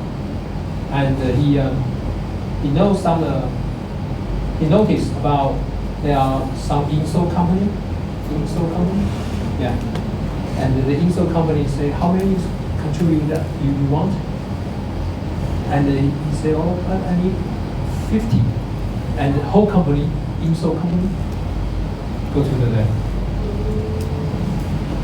So sometimes the patient help you to recruit the control. Yeah, okay. Don't forget that. Okay, so if they want to quit, you have to explain. Of course, they can quit, and they can quit without any reason. And what are you going to do with the data if they lost control or lose contact? Sorry, lost contact, or they lost in the follow-up period. Yeah, you can use statistics to solve the problems. Sample size, use pilot study very well, or use the data in your lab. Intervention, of course, decided by your supervisor and you, and what is the frequency, the location, instrument you need, and of course you have to comply with the ethical issue and supervised by the ethical committee. Yeah, that is a very They the standard to write down the methodology, so we don't need to worry.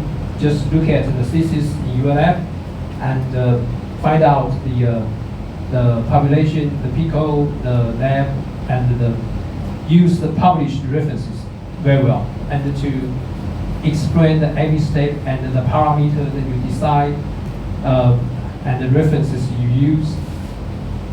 Okay, and also explain the instrument and the setting of the instrument and how the data is collected, especially offline analysis. Most of you collect the data and you analyze later on, right? So it's kind of offline analysis. Offline analysis is can be analyzed by software. Okay.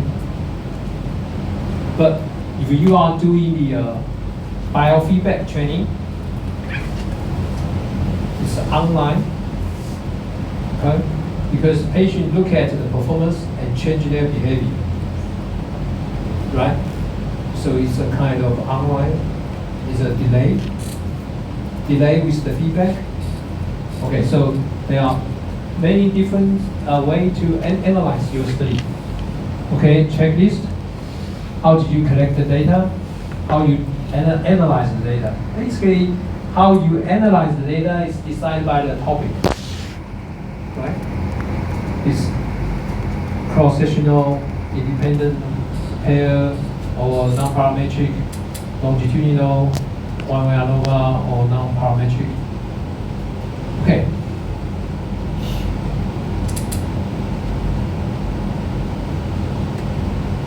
This is very important.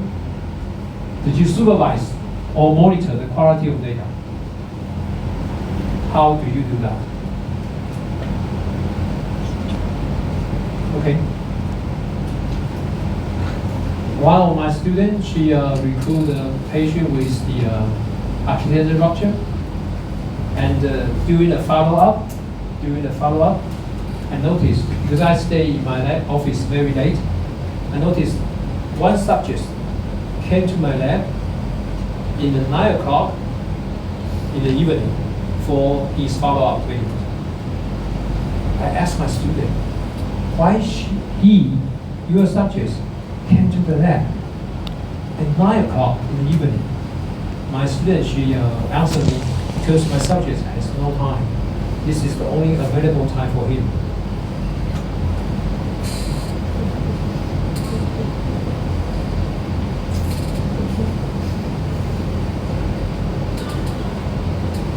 Be careful of this.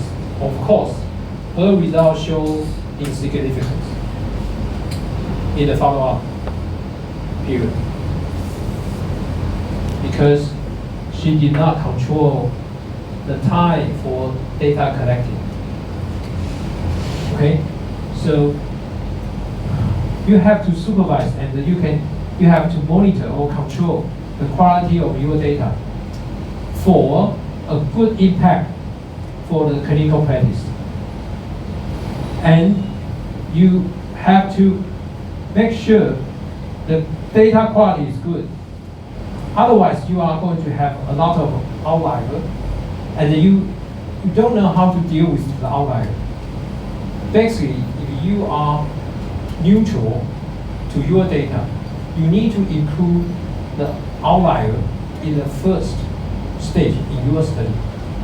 But when you recruit more subjects, you will have more outlier, and that makes your data insignificant again. That makes you frustrated furthermore, and that makes you tired, right? And you want to sleep or swim, something like that. So make sure you have good quality control for your data. Okay. But maybe you can do something like mine. Check the outlier and find the way to pick up the available outlier for your analysis. Okay, that's a very new study. Okay, Ooh, that's going to be finished. Right? Okay, so the methodology is going to refine and the existing knowledge after you complete your study. But honestly, I will include this one in my introduction. Okay, and also this one in my introduction about how the result is going to benefit our clinical practice. Okay, and can your study share to your colleagues and other profession, and also get attention from the people who get you funding? Okay, basically I will include this in the introduction, but it's up to your supervisor. Okay, what you need to include limitations. We mentioned that. Okay, timeline, schedule. Don't be afraid to discuss discuss your supervisor about the timeline schedule.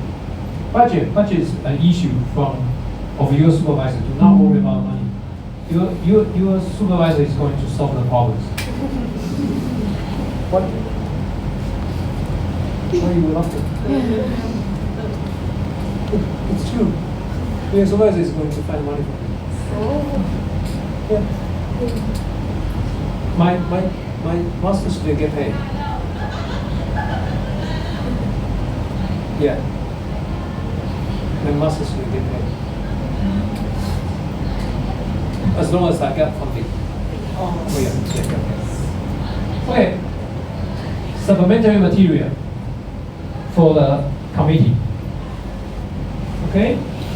So you have to overall when you are writing your proposal, you need use the quotation and use precision words.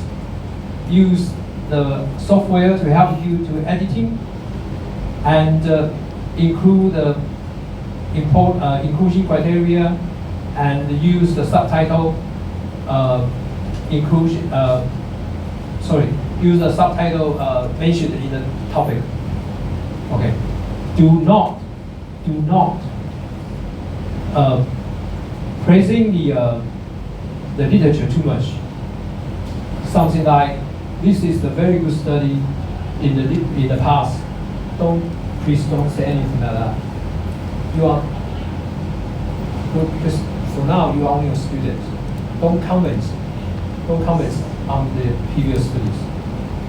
Okay, because that will be very, very strange for a student. Okay, this is a figure for quantitative or the quantity study, and you can look at them for your references. I believe most of you are going to do the quantitative research. So you define the research problem, find the rationale, and set up the aim and the objects, do the literature review, and write down the framework, and also the question, collect the data, and explain the result. But for now, you only focused on here, because you don't need to start your data collecting right now. But you have to do the literature review very very carefully and with every effort of yours. Okay. Thank you for joining the class. It's about time to close the classroom. And I think you get a point. Methodology, okay. Don't worry. Topic is the most important. Okay. Decide the people. Decide the 3 label. 3 label is about the methodology. Right? 3 label is about the statistics.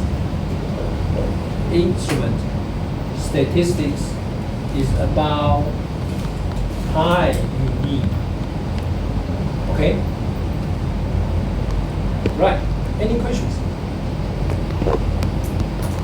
Tired. Need to sleep. Coffee. Computer again. What else? Sleep? Yeah.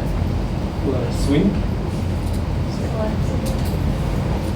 I hope you bring your swimming suit. Right, any questions?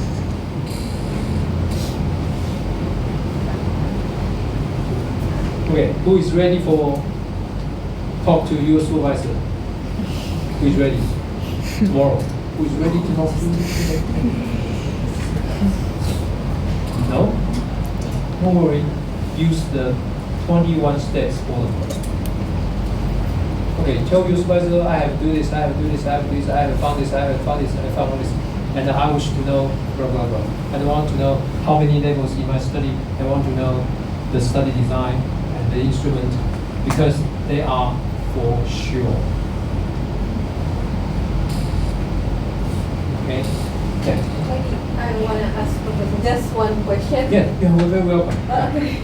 I want to ask about the novelty of research and research gap because as a master's student, I'm still a little bit confused to determine how or what novelty or research gap should we produce as a master's student. Like it's like different with PhD, right? PhD have to make new something new, novelty, like. And what about us? What about master's students? Do we have to like integrate something into like new things, or what is the difference with the PhD also? You get my point, right? Yeah, I think you are ready for PhD. Oh no. Yes, believe me. Okay. Because I heard this kind of question many times. Okay, from my point of view, the job for master student is using the right tools for rational outcome with appropriate subject. Okay? And for PhD students, using different way for new knowledge to excite existing finding. So novelty is much more important in PhD. Okay? And master student is using the correct tools to create more knowledge. And PhD student use new technology or new tools for more knowledge.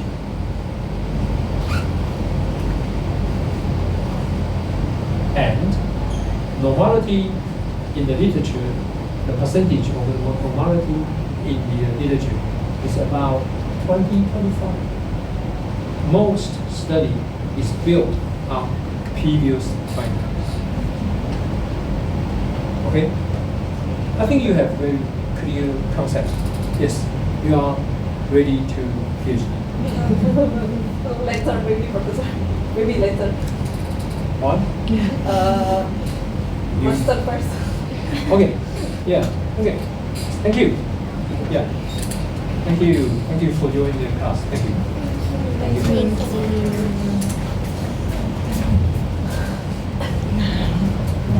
Thank you very much for your very insightful information for them. They are preparing for their chapter 1 and chapter 3 in this subject, and I know that they already made their advice. Yeah.